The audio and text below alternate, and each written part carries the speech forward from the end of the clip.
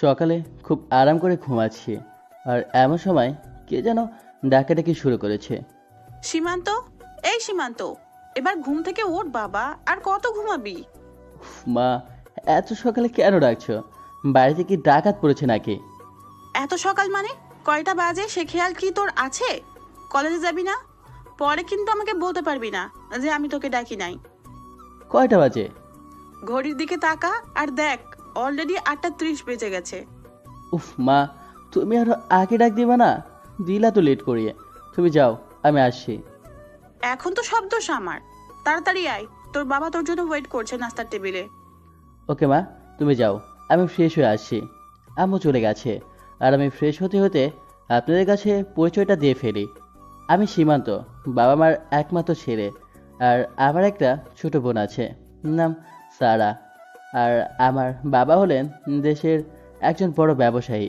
এখন এতটুকুই থাক, বাকিটা আপনারা পরে জানতে পারবেন। ওহ, আপনার সাথে পরিচয় দিতে দিতে আমি রেডি হয়ে গেছি। গুড মর্নিং আব্বু। Good morning. তো এত দেরি হলো কেন ঘুম থেকে উঠতে? তোমার জন্য সবাই বসে আছে নাস্তা না করে। সরি আব্বু, আসলে কাল রাতে ক্লাসে কিছু অ্যাসাইনমেন্ট করতে গিয়ে একটু রাত হয়ে যায়, তাই একটু দেরি হয়ে গেছে। It's okay. তা তোমার লেখাপড়া কেমন চলছে? খুব ভালো। ওকে, সবাই নাস্তা শুরু করো। আমরা সবাই এখন নাস্তা করছি। আম্মু, আমাকে একটা কলা দাও তো। না আম্মু, ওকে আর দিও না। দেখো, সারাদিন খেয়ে খেয়ে একটা ছোটোখাটো হাতি হয়ে গেছে। কি? আমি হাতি? আমি হাতি হলে না, তুই কি? হ্যাঁ, তুই একটা জলহস্তি। এই তোরা আবার কি শুরু করলি? এবার থাম আর চুপচাপ নাস্তা কর। দেখো না, তোমার ছেলে আমাকে হাতি বলে। আরে ও তো তোকে রাগানোর জন্য বলে, তাই কেন বুঝিস না? এবার খাবার খা। আসলে আমার খুব আদরের বোন হলো সারা। খুব ভালোবাসে ওকে। সারাও আমাকে খুব ভালোবাসে। বলতে গেলে আমাকে চোখে হারায়, কিন্তু কেন জানি ওকে রাগাতে খুব ভালো লাগে, তাই একটু একটু জ্বালায় আর কি। আমার খাওয়া শেষ, আমি গেলাম। যা, তোর জন্য তোর নিধি আপু বাহিরে গাড়ি নিয়ে দাঁড়িয়ে আছে। এই রে, কাম সারছে। আবার নিধি আপু, যাকে আমি সবচেয়ে বেশি ভয় পাই, আবার তার সাথে যেতে হবে। কি রে, কি ভাবছিস? না মানে, আমি বাইক নিয়ে চলে যাই। তোমাকে না একদিন বললাম তুমি সব সময় নিধির সাথেই কলেজে যাবে, আর একদিন বাইকের কথা বললে বাইক তালা মেরে রেখে দেব।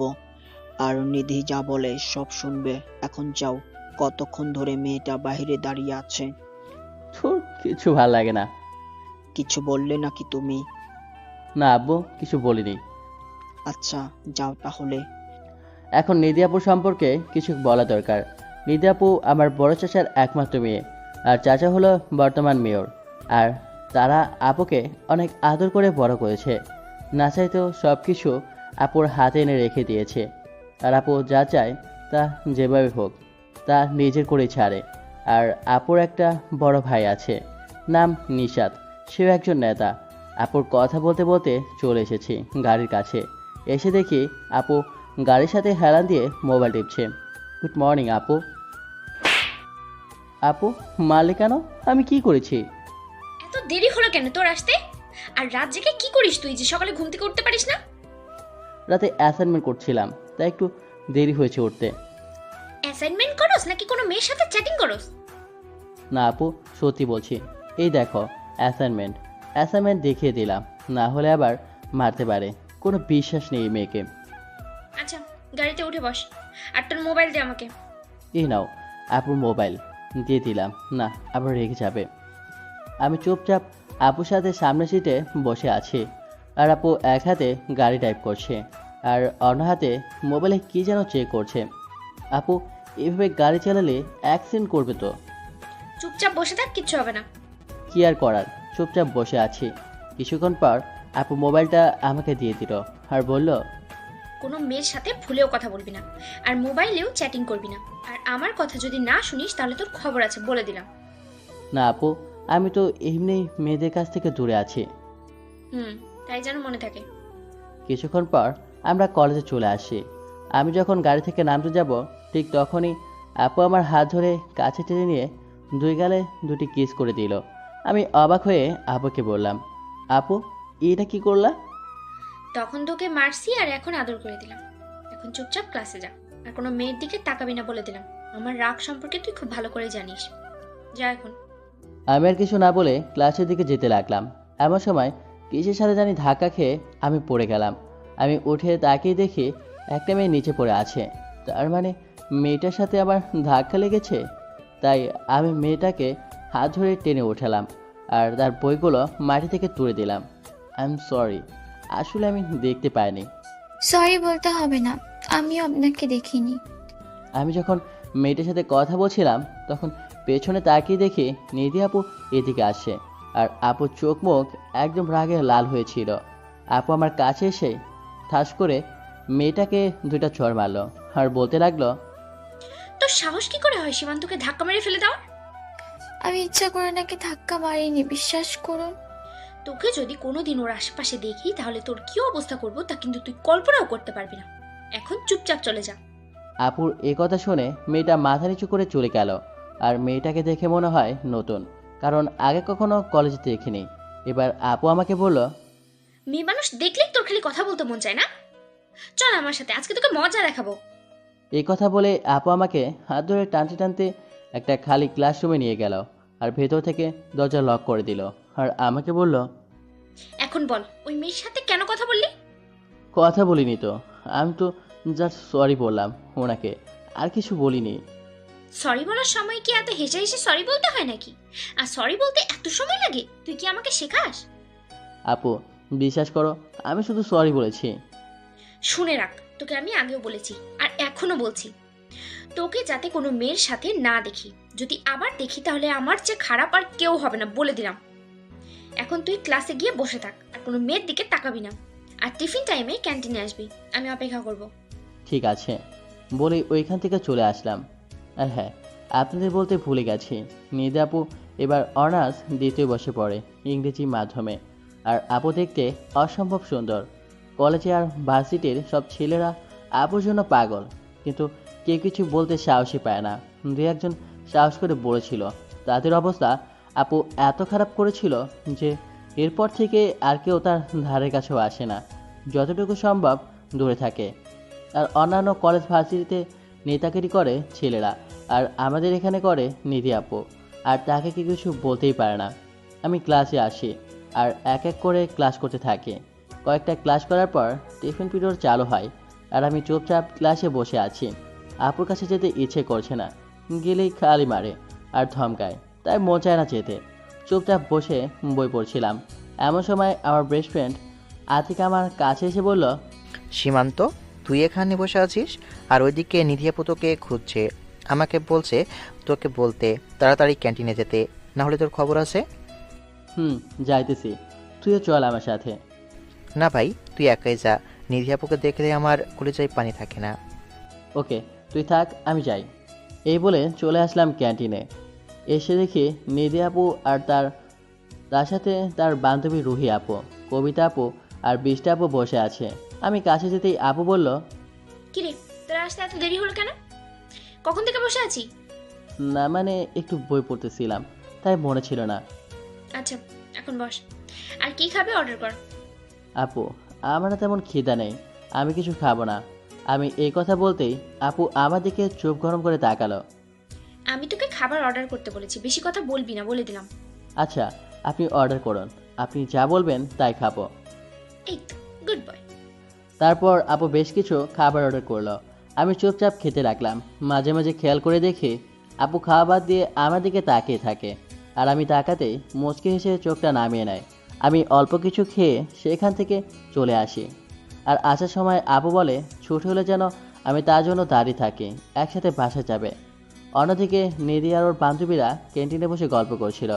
এমন সময় নিধির ফ্রেন্ড বৃষ্টি বলে ওঠে, নিধি, তোকে একটা কথা বলি। বল। তার জন্য কি আবার অনুমতি নিতে হবে নাকি? তোর চাচাতো ভাইটা না খুব কিউট, আর ওর চোখগুলো তো আরো সুন্দর। মানে তুই কি বলতে চাস? সোজাসুজি বল তো, এত নাটক না করে। নিধি, আমি মনে হয় সীমান্তর প্রেমে পড়ে গেছি। কি? নিধি প্লিজ দোস্ত, কিছু একটা ব্যবস্থা করে দে। আমি জানি ও আমার 2 বছরের জুনিয়র, কিন্তু কি করব, আগে থেকে ওকে আমার ভালো লাগতো, তাই আজকে তোকে বলে দিলাম। একটা ব্যবস্থা করে দে। ও তো তোর চাচাতো ভাই। এই কথা শোনার সাথে সাথে নিধি বসা থেকে দাঁড়িয়ে যায় আর রাগে মাথা আগুনের মতো গরম হয়ে যায়। আর নিধি বৃষ্টিকে বলে, বৃষ্টি, এবার তুই থাম। যা বলার বলছস, আর কিছু বলবি না। আজকের পর যদি আমি তোর মুখ থেকে সীমান্তের নামও শুনি, তাহলে আমি ভুলে যাব তুই আমার ফ্রেন্ড। আর তোকে যাতে কোনো দিন সীমান্তের আশেপাশেও না দেখি। যদি দেখি তাহলে আমি কি করব তা আমি নিজেও জানি না।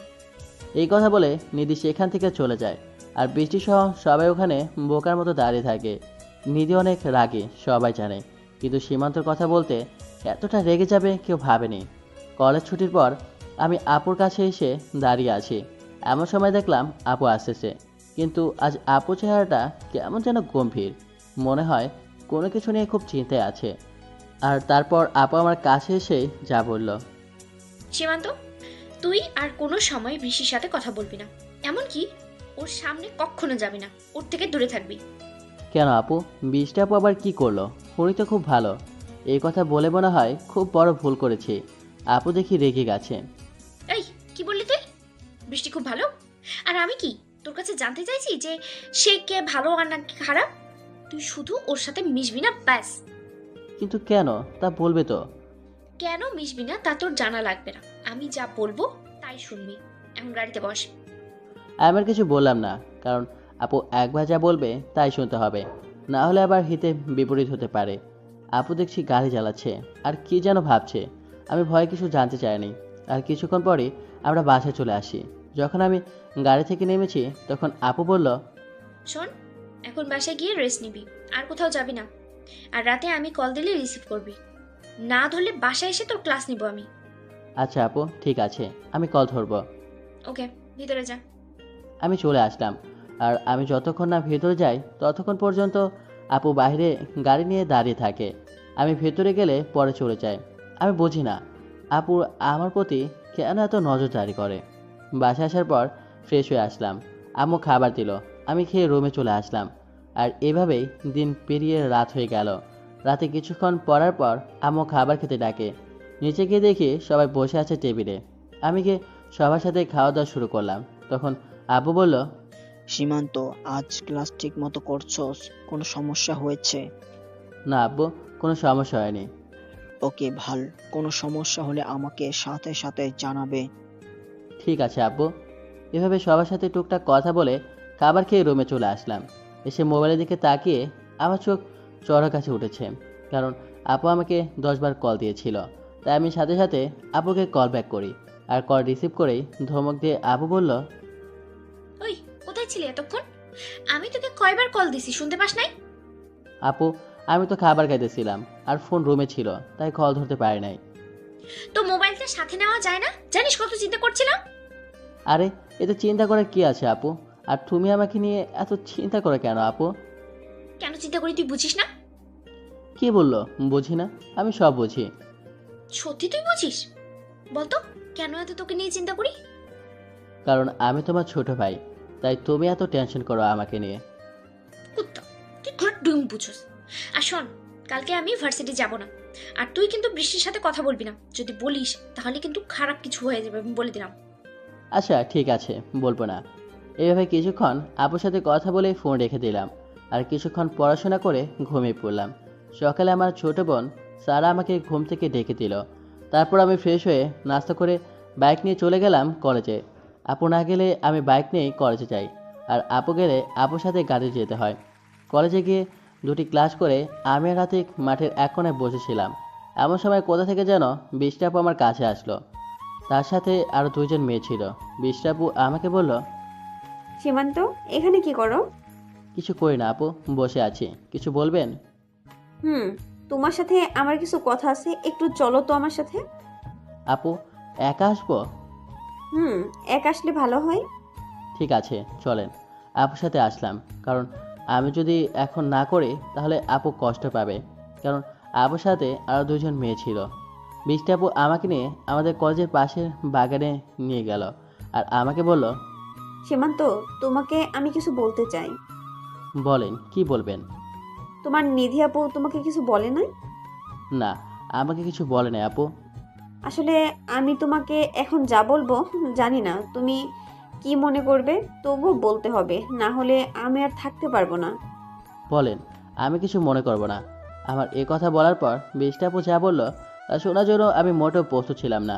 বৃষ্টি বলল, সীমান্ত, আমি তোমাকে ভালোবাসি। I love you Simanta, I love you so much. আর এ কথা বলার সাথে সাথে আপু আমাকে জড়িয়ে ধরে। আমি তো কিছুক্ষণের জন্য বোকা হয়ে গেলাম, কারণ আমি কখনো ভাবতেও পারিনি যে বৃষ্টি আপু আমাকে এইগুলা বলবে। তখন আমি আপুকে বললাম, আপু আপনি এগুলা কি বলছেন? আপনার মাথা ঠিক আছে? আপুর কাছ থেকে নিজেকে ছাড়িয়ে নিয়ে বললাম কথাটা। হ্যাঁ, আমার মাথা সম্পূর্ণ ঠিক আছে। আর আমি যা বলছি একদম ঠান্ডা মাথায় ভেবে চিন্তে বলছি। আমি তোমাকে মন থেকে ভালোবাসি সীমান্ত, প্লিজ আমি ফিরিয়ে দিও না।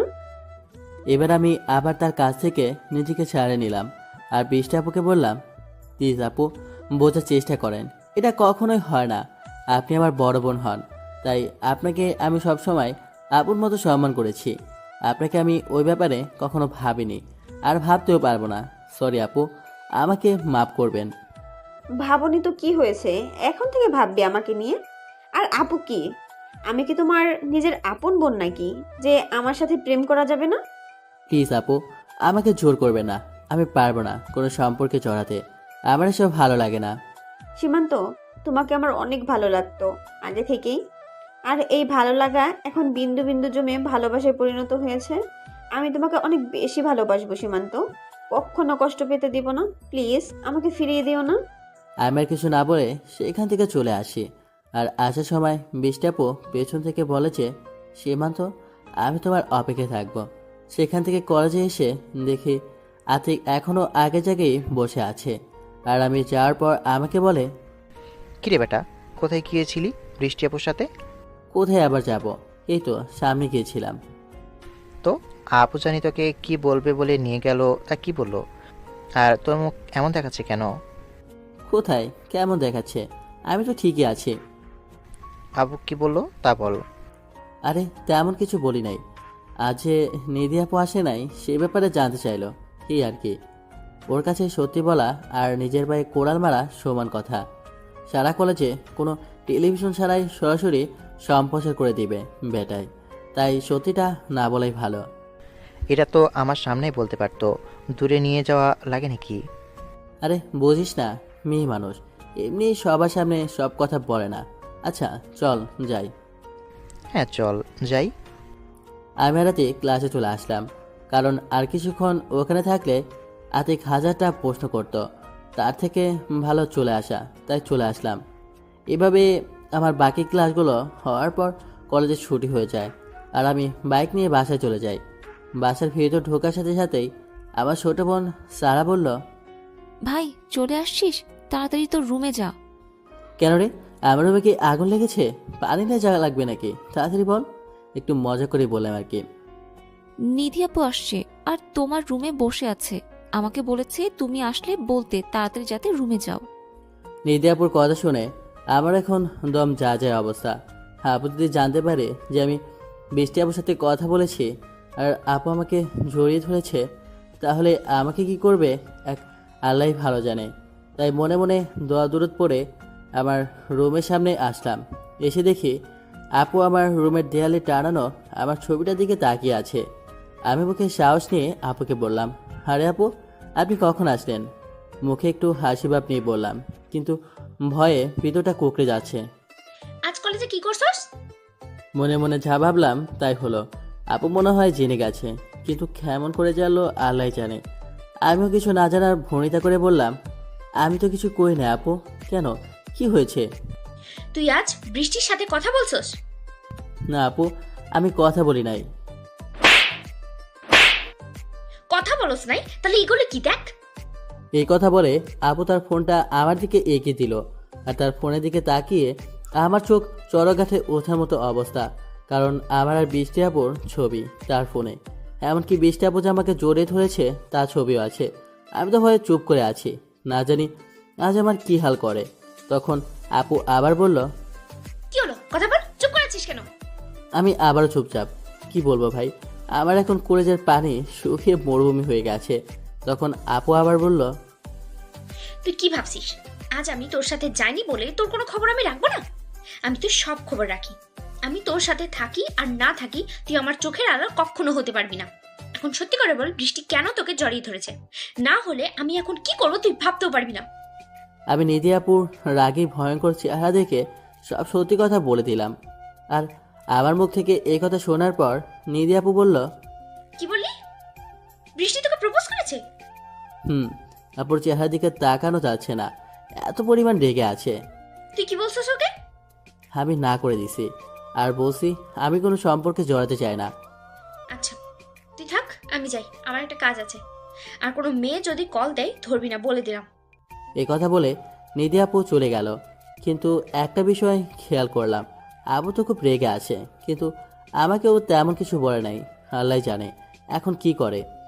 অন্যদিকে নিধি শুধু ভাবছে আমি বৃষ্টিকে না করার পরেও ওর সাহস হলো কীভাবে সীমান্তকে প্রপোজ করার, আবার বৃষ্টি ওকে জড়িয়ে ধরেছে।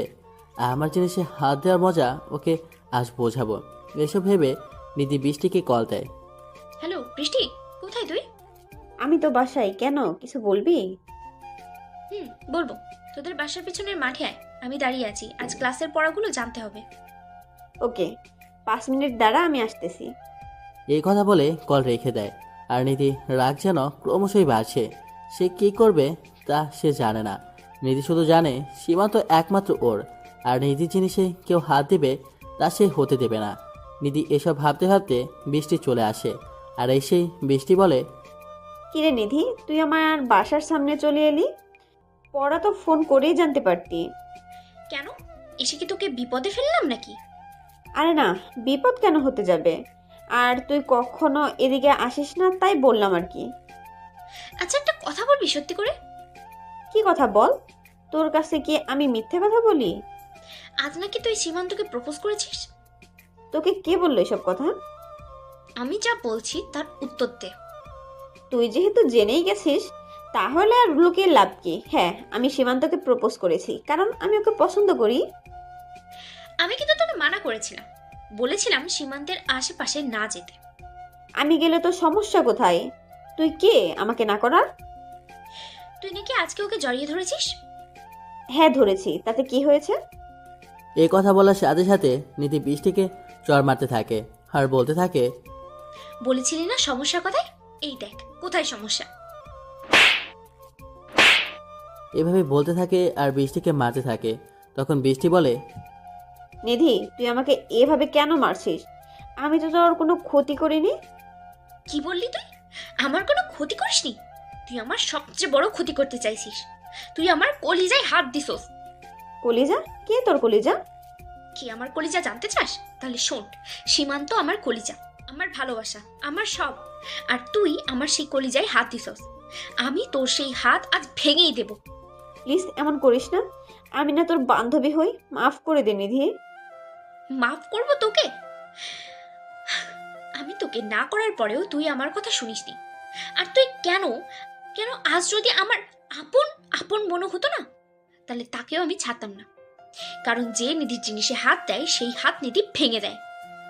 এই কথা বলে নিধি তার গাড়ি থেকে হকি স্টিক বের করে আর এটা দিয়ে বৃষ্টির বাম হাতে 4টা বাড়ি মারে খুব জোরে, যার ফলে বৃষ্টির বাম হাতটা ভেঙে যায়। তারপর যাওয়ার জন্য নিধি গাড়িতে ওঠে।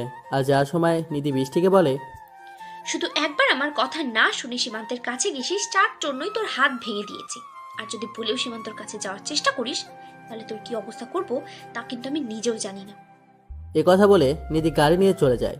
বৃষ্টিকে যখন নিধি মারছিল তখন কিছু ছেলে তা দাঁড়িয়ে দেখছিল, কিন্তু নিধির ভয়ে তারা কেউ বাধা দেয় নাই, কারণ সবাই জানে নিধিকে কিছু বললে তার ভাই নিশাদ কাউকে ছাড়বে না, তাই সবাই চুপচাপ ছিল। নিধি যাওয়ার পর ওই ছেলেগুলো বৃষ্টিকে ধরে তার বাসায় দিয়ে আসে। আর এদিকে নিধি আমার রুম থেকে যাওয়ার পর আমি ফ্রেশ হতে ওয়াশরুমে চাই। আয়নার সামনে দাঁড়িয়ে দেখি নিধি আপু যে আমাকে চর মেরেছিল তার দাগ পড়ে গেছে আমার গালে। এখন চিন্তা হচ্ছে যে আম্মু যদি গালে দাগ দেখে কিছু বলে তাহলে আম্মুকে কি বলবো। আর এসব ভাবতে ভাবতে ফ্রেশ হয়ে নিচে যাই খাবার খেতে। আর তখন আমার ছোট বোন আমাকে বলে, ভাইয়া তোর গালে এটা কিসের দাগ? কিছু না, গালে মশা বসছিল আর এটাকে মারতেই গালে দাগ পড়ে যায়। তখন পাশে থেকে আম্মু বলে ওঠে, সব কিছুতে এত কেয়ারলেস কেন তুই? এত জোরে কেউ থাপ্পড় দেয় গালে? কি অবস্থা করছিস দেখেছিস? আমি বুঝতে পারিনি, আর এমন হবে না। সরি আম্মু, আসলে এত বড় হয়েছি, কিন্তু আম্মু আব্বু আজ পর্যন্ত কখনো আমার গায়ে হাত তোলেনি। আমরা দুই ভাই বোনকে তারা অনেক ভালোবাসে, যার জন্য আমাদের ছোট একটা আঘাতও তারা মানতে পারে না। পাশে তাকিয়ে দেখি আমার বোনটা মিটমিট করে হাসে, কারণ এখনো অজানা। তখন আম্মু বলল, নিধি কেন আসছিল রে? কেন আবার আসবে, এমনি আসে। আর নিধি আপু তো প্রতিদিনই আসে, এটা আবার নতুন কি? খুব শান্তভাবে বললাম, যাতে কিছু বুঝতে না পারে। আসলে ঠিক তা নয়, মেয়েটা যখন আসলো দেখলাম চেহারাটা কেমন গম্ভীর ছিল, তাই তোকে বললাম তুই কিছু করছিস নাকি। অন্য সময় মেয়েটা কত হাসি খুশি থাকে। না মা, আমি কিছু করি নাই, হয়তো এমনি মন খারাপ ছিল। কথাটা ঘোরাতে পারলে বাঁচি আমি। যাই বলিস, মেয়েটা খুব ভালো, তোর অনেক খেয়াল রাখে। তোর জন্য এমন একটা মেয়ে বউ করে আনবো। আমি আর কিছু না বলে চুপচাপ খেয়ে রুমে চলে আসলাম, কারণ ওখানে কথা বলেই আম্মু আরও নানান কথা জুড়ে দেবে, তাই চলে আসলাম। এরপর বিকালে কিছু সময় বাইরে গিয়ে বন্ধুদের সাথে আড্ডা দিয়ে সন্ধ্যায় বাসায় এসে যে পড়তে বসলাম, তখন নিধি আপু কল দেয়। কিরে, কি করিস? এই তো আপু, পড়তে বসলাম মাত্র। এখন বই নিয়ে আমাদের বাসায় আমার সাথে পড়বি। না আপু, আজ না, কাল আসবো। গেলেই আপুর নানা রকম অত্যাচার, তাই যেতে মনে চায় না। কি বললি তুই? আসবি না? তাহলে কিন্তু আমি এখন চাচিকে কল দেবো। না না, আমি আসি, কেউকে কল দেওয়া লাগবে না। এই মেয়েকে মোটো বিশ্বাস নাই, কল দিয়ে আবার কী বলবে আম্মুকে। তাই আমি আর কিছু বই নিয়ে আপনাদের বাসা চলে আসলাম। আসার সময় আম্মু জানতে চেয়েছিল কোথায় যাই। নিধি আপুর কথা বলার পর আর কিছু বলে নাই। আপুর বাসায় এসে চাচির সাথে দেখা, তখনই চাচি বলে, কিরে সীমান্ত, তুই আমাদের বাসায় এখন আর আসিস না কেন? খুব বড় হয়ে গেছিস। না চাচি, আসি তো, আসলে সারাদিন কলেজ করে বেশি সময় পাই না, তাই আর কি কম আসি। আপু কোথায়? এখন থেকে প্রতিদিন আসবি। নিধির রুমে আছে, যা ওপরে। আমি উপরে চলে আসলাম। এসে দেখি আপু তার মোবাইলে কি যেন দেখছে আর মুচকি মুচকি হাসছে। আপুর এই মুচকি হাসিটা অনেক সুন্দর, যা বলে বোঝাতে পারবো না। আর তার সাথে ঠোঁটের নিচে তিলটা যেন সেই হাসির মহিমা আরও হাজার গুণ বাড়িয়ে দেয়। আপুর এই হালকা ঠোঁট পাকানো মুচকি হাসি বারবারই আমার মনে ভালো লাগা সৃষ্টি করে, কিন্তু তা কখনো আপুকে বলাই হয়নি। আর এমন সময় আপু দেখে ফেলে যে আমি দাঁড়িয়ে আছি দরজার সামনে। আপু সাথে সাথে তার ফোনটা রেখে দিয়ে আমাকে বলে, কিরে, কখন আসলি? আয় ভিতরে আয়। এই মাত্র আসলাম। এ বলে আমি গিয়ে একটা চেয়ার টেনে পড়া টেবিলে বসলাম। আর তখন আপু তার চেয়ারটা আমারটার সাথে লাগিয়ে বসলো। তখন আপু বলল, কি খাবি বল? কিছু খাবো না এখন, কিছুক্ষণ পরে চলে যাব। আমি জানি নিজেও পড়বে না আর আমাকেও পড়তে দেবে না, শুধু এটা ওইটা বলবে। কিছু তো তোকে খেতেই হবে। আজ তোর জন্য আমি নিজ হাতে সিঙ্গারা বানিয়েছি। আপনি আমার জন্য সিঙ্গারা বানিয়েছেন? তাহলে তো খাবই। আগে একটু পড়ে নেই, পরে খাবো। আসলে সিঙ্গারা আমার খুব প্রিয়, তাই নাম শুনলে জিভে জল চলে আসে। আচ্ছা সীমান্ত, একটা কথা বলি তোকে, শোন তো। না, এখন কথা শোনার ইচ্ছে নেই, পরে বললেন। না, তোকে এখনই শুনতে হবে। আচ্ছা বলেন। জানি বলবে, শুধু শুধু ভাব ধরে পারমিশন চায়। তুই কি কাউকে পছন্দ করিস? মানে কাউকে ভালোবাসিস? না, কাউকে পছন্দ করি না, ভালোবাসি না। আচ্ছা, যদি তোকে কেউ ভালোবাসে আর সে যদি তোর বয়স একটু একটু বড় হয়, কি করবি তুই? কি আর করব, না করে দিব। একে তো আমি প্রেম করতে চাই না, তার উপর যদি সে আমার বড় হয় তাহলে তো অসম্ভব। বড়দের সাথে আবার প্রেম হয় নাকি? আমি জুনিয়র হলে ভেবে দেখতাম। এই কথা বলার সাথে সাথে নিধি আমার শার্টের কলার টেনে মুখের সামনে এনে বলে, কেন সিনিয়র মেয়ের সাথে প্রেম করা যাবে না? কোনো আইনে কি মানা আছে নাকি? আর মানা থাকলেও তোকে করতে হবে। আমাকে করতে হবে মানে? না মানে কিছু না, তুই বস, আমি তোর জন্য শিকারে নিয়ে আসছি। এই কথা বলে নিধি আপু চলে গেল। আপুর কিছু কথা মাঝে মাঝে আমার মাথার ওপর দিয়ে যায়। নিজেই বলে মেয়েদের সাথে না মিশতে, আবার নিজে বলে সিনিয়র মেয়ের সাথে প্রেম করতে। বুঝি না কিছুই। অন্যদিকে নিধি ভাবছে, আমাকে তো তোমার ভালোবাসতেই হবে মিস্টার সীমান্ত, কারণ তুমি যে আমার ছোট্ট হৃদয়টায় ঘর বানিয়ে বসে আছো, তার কি হবে? তুমি শুধু দেখো তোমার মনে এই সিনিয়র মেয়ে কিভাবে জায়গা করে নেয়। এসব ভাবতে ভাবতে নিধি সীমান্তের জন্য সিঙ্গারা নিয়ে আসে। তারপর বলে, এই নে তোর প্রিয় সিঙ্গারা। হুম, দাও, আগে খাই পরে সব। এই বলে একটা নিলাম খাওয়ার জন্য। হুম, খা এখন। খাও সোনা খাও, একটু পরেই খেলা জমবে। যখন আমি একটা সিঙ্গারার অর্ধেকটা খেলাম, আমার কাছে মনে হলো জ্বালায় আমার মুখটা পুড়ে যাচ্ছে। আমি তখন পানি খুঁজতেছিলাম, কিন্তু কোথাও পানি নাই। তাই যখন আমি পানি বলে চিৎকার করতে যাব, ঠিক তখনই নিধি আপু আমার দোগালে হাত দিয়ে টেনে ধরে আমার ঠোঁটে তার ঠোঁট মিলিয়ে দেয়। ওই মুহূর্তে আমার কি করা উচিত ছিল আমার জানা ছিল না, আর আমিও নিধিকে কোনো রকম বাধা দিইনি, কারণ আমি ঝাল একদমই সহ্য করতে পারি না। আর আমার কাছে তখন ঝালটা কম লাগছে, আর আমার কাছে তখন ঝালটা কম লাগতে শুরু করলো। আর নিধি আমাকে প্রায় 5 মিনিট পর ছেড়ে দেয়। যখন নিধি আপু আমাকে ছেড়ে দেয় আর আমার ঝালটা কমে যায়, তখন আমার মনে হয় এতক্ষণ কি হয়েছিল। আর এসব ভেবে আমি লজ্জায় নিধির দিকে তাকাতে পারছিলাম না। তাই আমি কিছু না বলে তার রুম থেকে বের হয়ে বাসায় চলে আসি। আর বাসায় আসতেই আমার বোন আমাকে বলে, ভাইয়া, তোর ঠোঁটে লিপস্টিক কোথা থেকে আসলো? তুই কি লিপস্টিক দেওয়া শুরু করলি নাকি? কোথায় লিপস্টিক দেখলি? তুই মজা করিস আমার সাথে? এটা বলে হাত দিয়ে মুছে নিলাম, যাতে ভালো করে বুঝতে না পারে। এই তো, এখন তুই মুছে দিলে হাত দিয়ে। আরে না, আমি আসার সময় একটা কালার আইসক্রিম খেয়েছিলাম, মনে হয় ওইটাই লেগে আছে। ভাইয়া, আমার কাছে মনে হয় ডাল মে কুছ কালা হে। আমিও কিছু না বলে রুমে চলে আসি, আর মাথায় শুধু ওই ব্যাপারটাই বারবার আসে। কি থেকে কি হয়ে গেল? আমি এখন কিভাবে আপুর সামনে যাব? কিন্তু একটা ব্যাপার বুঝলাম না, আপু কেন এমনটা করলো আমার সাথে? তাহলে আপু কি আমাকে ভালোবাসে নাকি অন্য কিছু বিষয়? না, আর মাথায় আসে না। রাতে আম্মু খাবার খেতে ডাকলো, কিন্তু আমি না করে দিই, কারণ যে জিনিস খেয়েছি ওটাই এখনো মুখে লেগে আছে। সত্যি বলতে আমারও ভালোই লেগেছিল। তখন জীবনের প্রথম কোনো মেয়ের ঠোঁটে ছোঁয়া, অনুভূতিটা ভাষায় প্রকাশ করার মতো না। আর এসব ভাবতে ভাবতে রাতটা কখন পার হয়ে যায় বলতেও পারবো না, যার জন্য খুব ভালো একটা ঘুমও হয় নাই। সকালে ঘুম থেকে উঠে ফ্রেশ হয়ে নাস্তা করে কলেজে চলে যাই। আজ আর আপুর জন্য আমি দাঁড়িয়ে থাকিনি, একটু আগেই কলেজে চলে আসি। অন্যদিকে নিধি মনে মনে অনেক খুশি, কারণ তার মনের মানুষকে একটু হলেও আপন করে নিতে পেরেছে। আর এখন যে সে আরও পাগল হয়ে গেছে সীমান্তকে কাছে পেতে, আপন করে পেতে সারা জীবনের জন্য। নিধি এখন নিজেই নিজের সাথে বলছে, না আর না, অনেক অপেক্ষা করেছি, কিন্তু আর না, এখন তোমাকে যেভাবেই হোক আপন করে নিব সীমান্ত। কিন্তু তুই একটা মাথা মোটা আস্ত একটা গাধা, তোকে আমি এত ভালোবাসি, কিন্তু তুই একটু বুঝিস না। আর কথায় কথায় শুধু আপু আপু করিস কেন? অন্য কিছু বলা যায় না? আরেকবার আপু বলে দেখিস, তোর মুখ ভেঙে দেব, হনুমান একটা। নিধি যখন নিজে নিজে এসব কথা বলছিল, তখন নিধির মা এসে শুনে ফেলে। আর তখন তিনি বলেন, কিরে মা, কাকে তুই মুখ ভেঙে দিবি? আর কাকে বা হনুমান আরো কত কিছু বলে গালগাল দিচ্ছিস? নিধি তখন তার মাকে দেখে চমকে যায়, আর সাথে সাথে তার মাকে জড়িয়ে ধরে তার পাশে বসিয়ে মায়ের কোলে মাথা রেখে শুয়ে পড়ে। আর তার মাকে বলে, আচ্ছা একটা গাধা, ওটাকেই গালি দিচ্ছি। তা গাধাটা কে? আমাকে বলা যাবে না? তুমি আমার দুনিয়ার বেস্ট মা, তোমার কাছে বলবো না তো কার কাছে বলবো? তাহলে বল, আমিও একটু শুনি। আচ্ছা মা, আমি যদি কাউকে পছন্দ করি তাহলে কি তোমরা তাকে মেনে নেবে?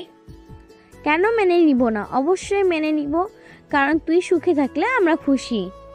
আর ছেলেটা যদি আমার একটু ছোট হয় তাহলে তোমাদের কোনো সমস্যা হবে?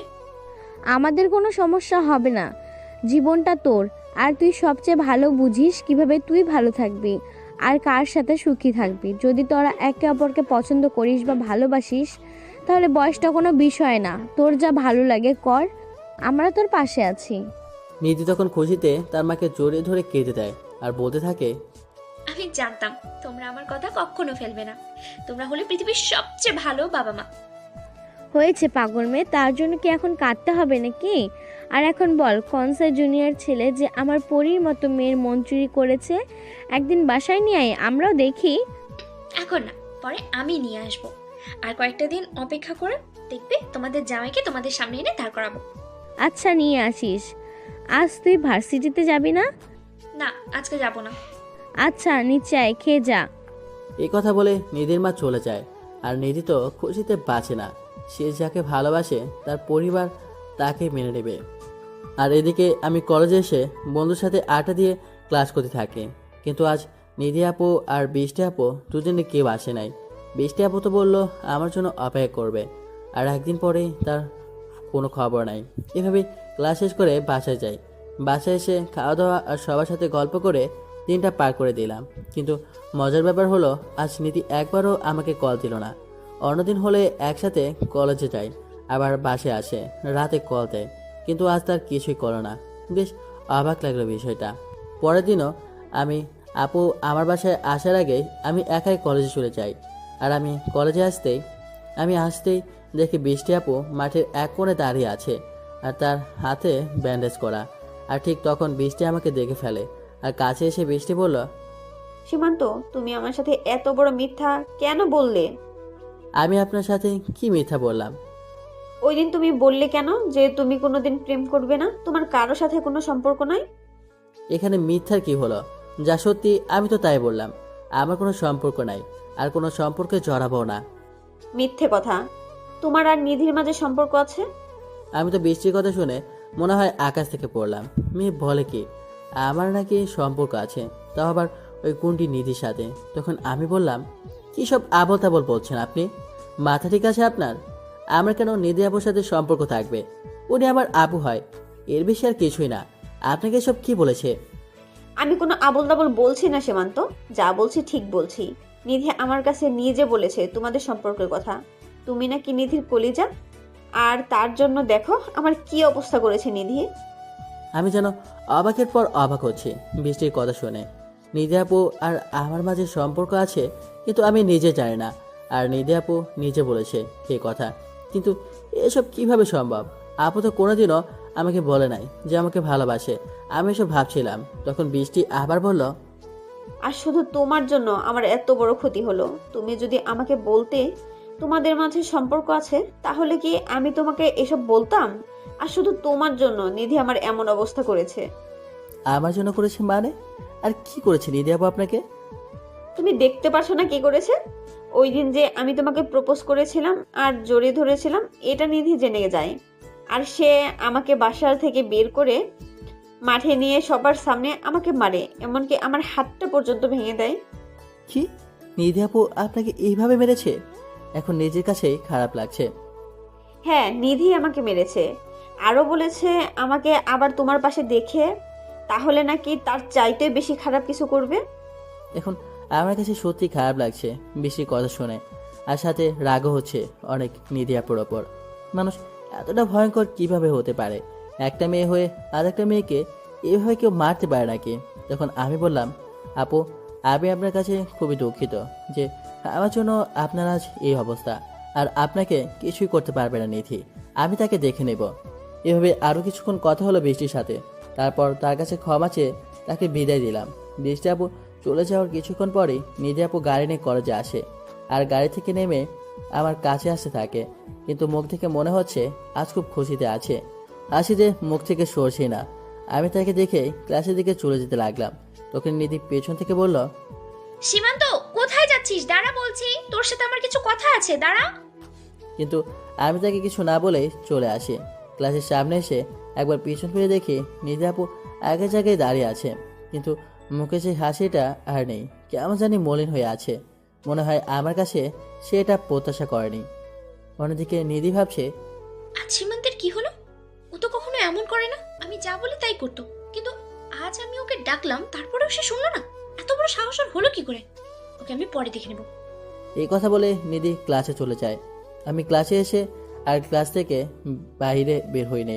নিধি আপু মনে হয় আমাকে অনেক খুঁজতেছে, কিন্তু আমার এখন আর তার সামনে যেতে ইচ্ছে করছে না, তাই ক্লাসে বসে আছি। আর এভাবেই একের পর এক ক্লাস করতে করতে টিফিন টাইম হয়ে যায়। তখন আমার এক ফ্রেন্ড বলে নিধি আপু নাকি আমাকে খুঁজতেছে, তাকে বলেছে আমাকে যাতে ক্যান্টিনে যেতে বলে। আমি যাব না বলে চুপচাপ বসে রইলাম। এভাবে প্রায় 10 মিনিট যেতে না যেতে কোথা থেকে যেন দেখি নিধি আপু আমার সামনে এসে দাঁড়ায়, আর তাকে দেখে মনে হচ্ছে খুব রেগে আছে। আমি কিছু বলার আগেই আমার হাত ধরে টেনে ক্যান্টিনে নিয়ে যায় আর বলে, কিরে, কি হয়েছে তোর? সকাল থেকে দেখছি আমার সাথে কথা বলিস না, আমাকে এড়িয়ে চলছিস।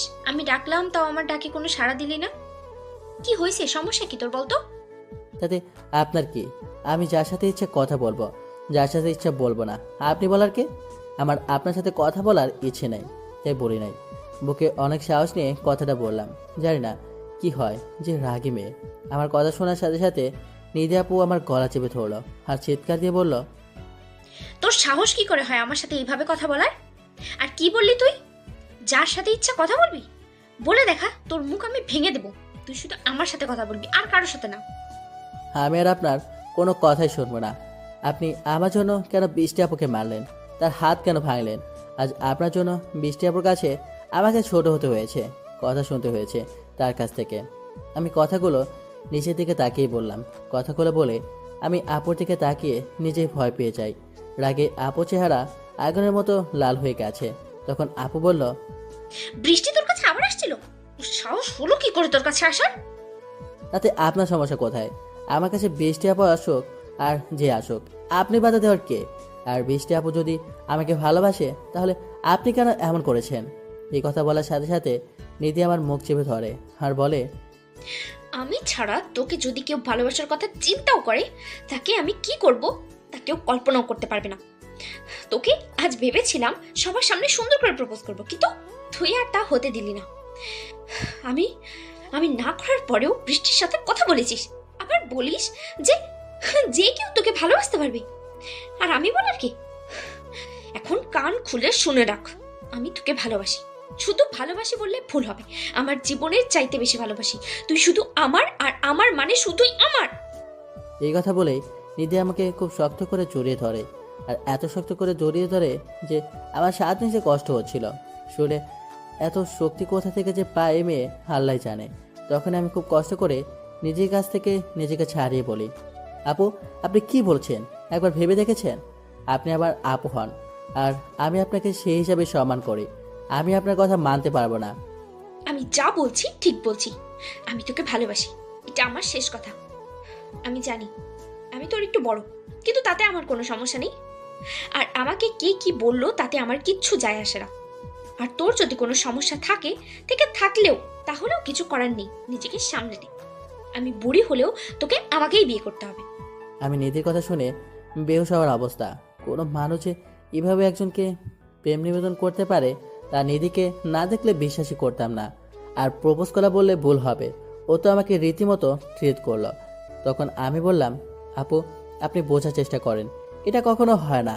আপনি আমার চাচাতো বোন, আর এটা পরিবারের কেউ মানবে না। আর পরিবার মানলেও আমার পক্ষে এটা কোনোভাবেই সম্ভব না। সীমান্ত, তুই ভালো করেই জানিস এই নিধি একবার যা চায় তা না পাওয়া পর্যন্ত দু চোখের পাতা এক করতে পারে না। আর আমি তো তোকে আমার জীবনের চাইতেও বেশি চাই।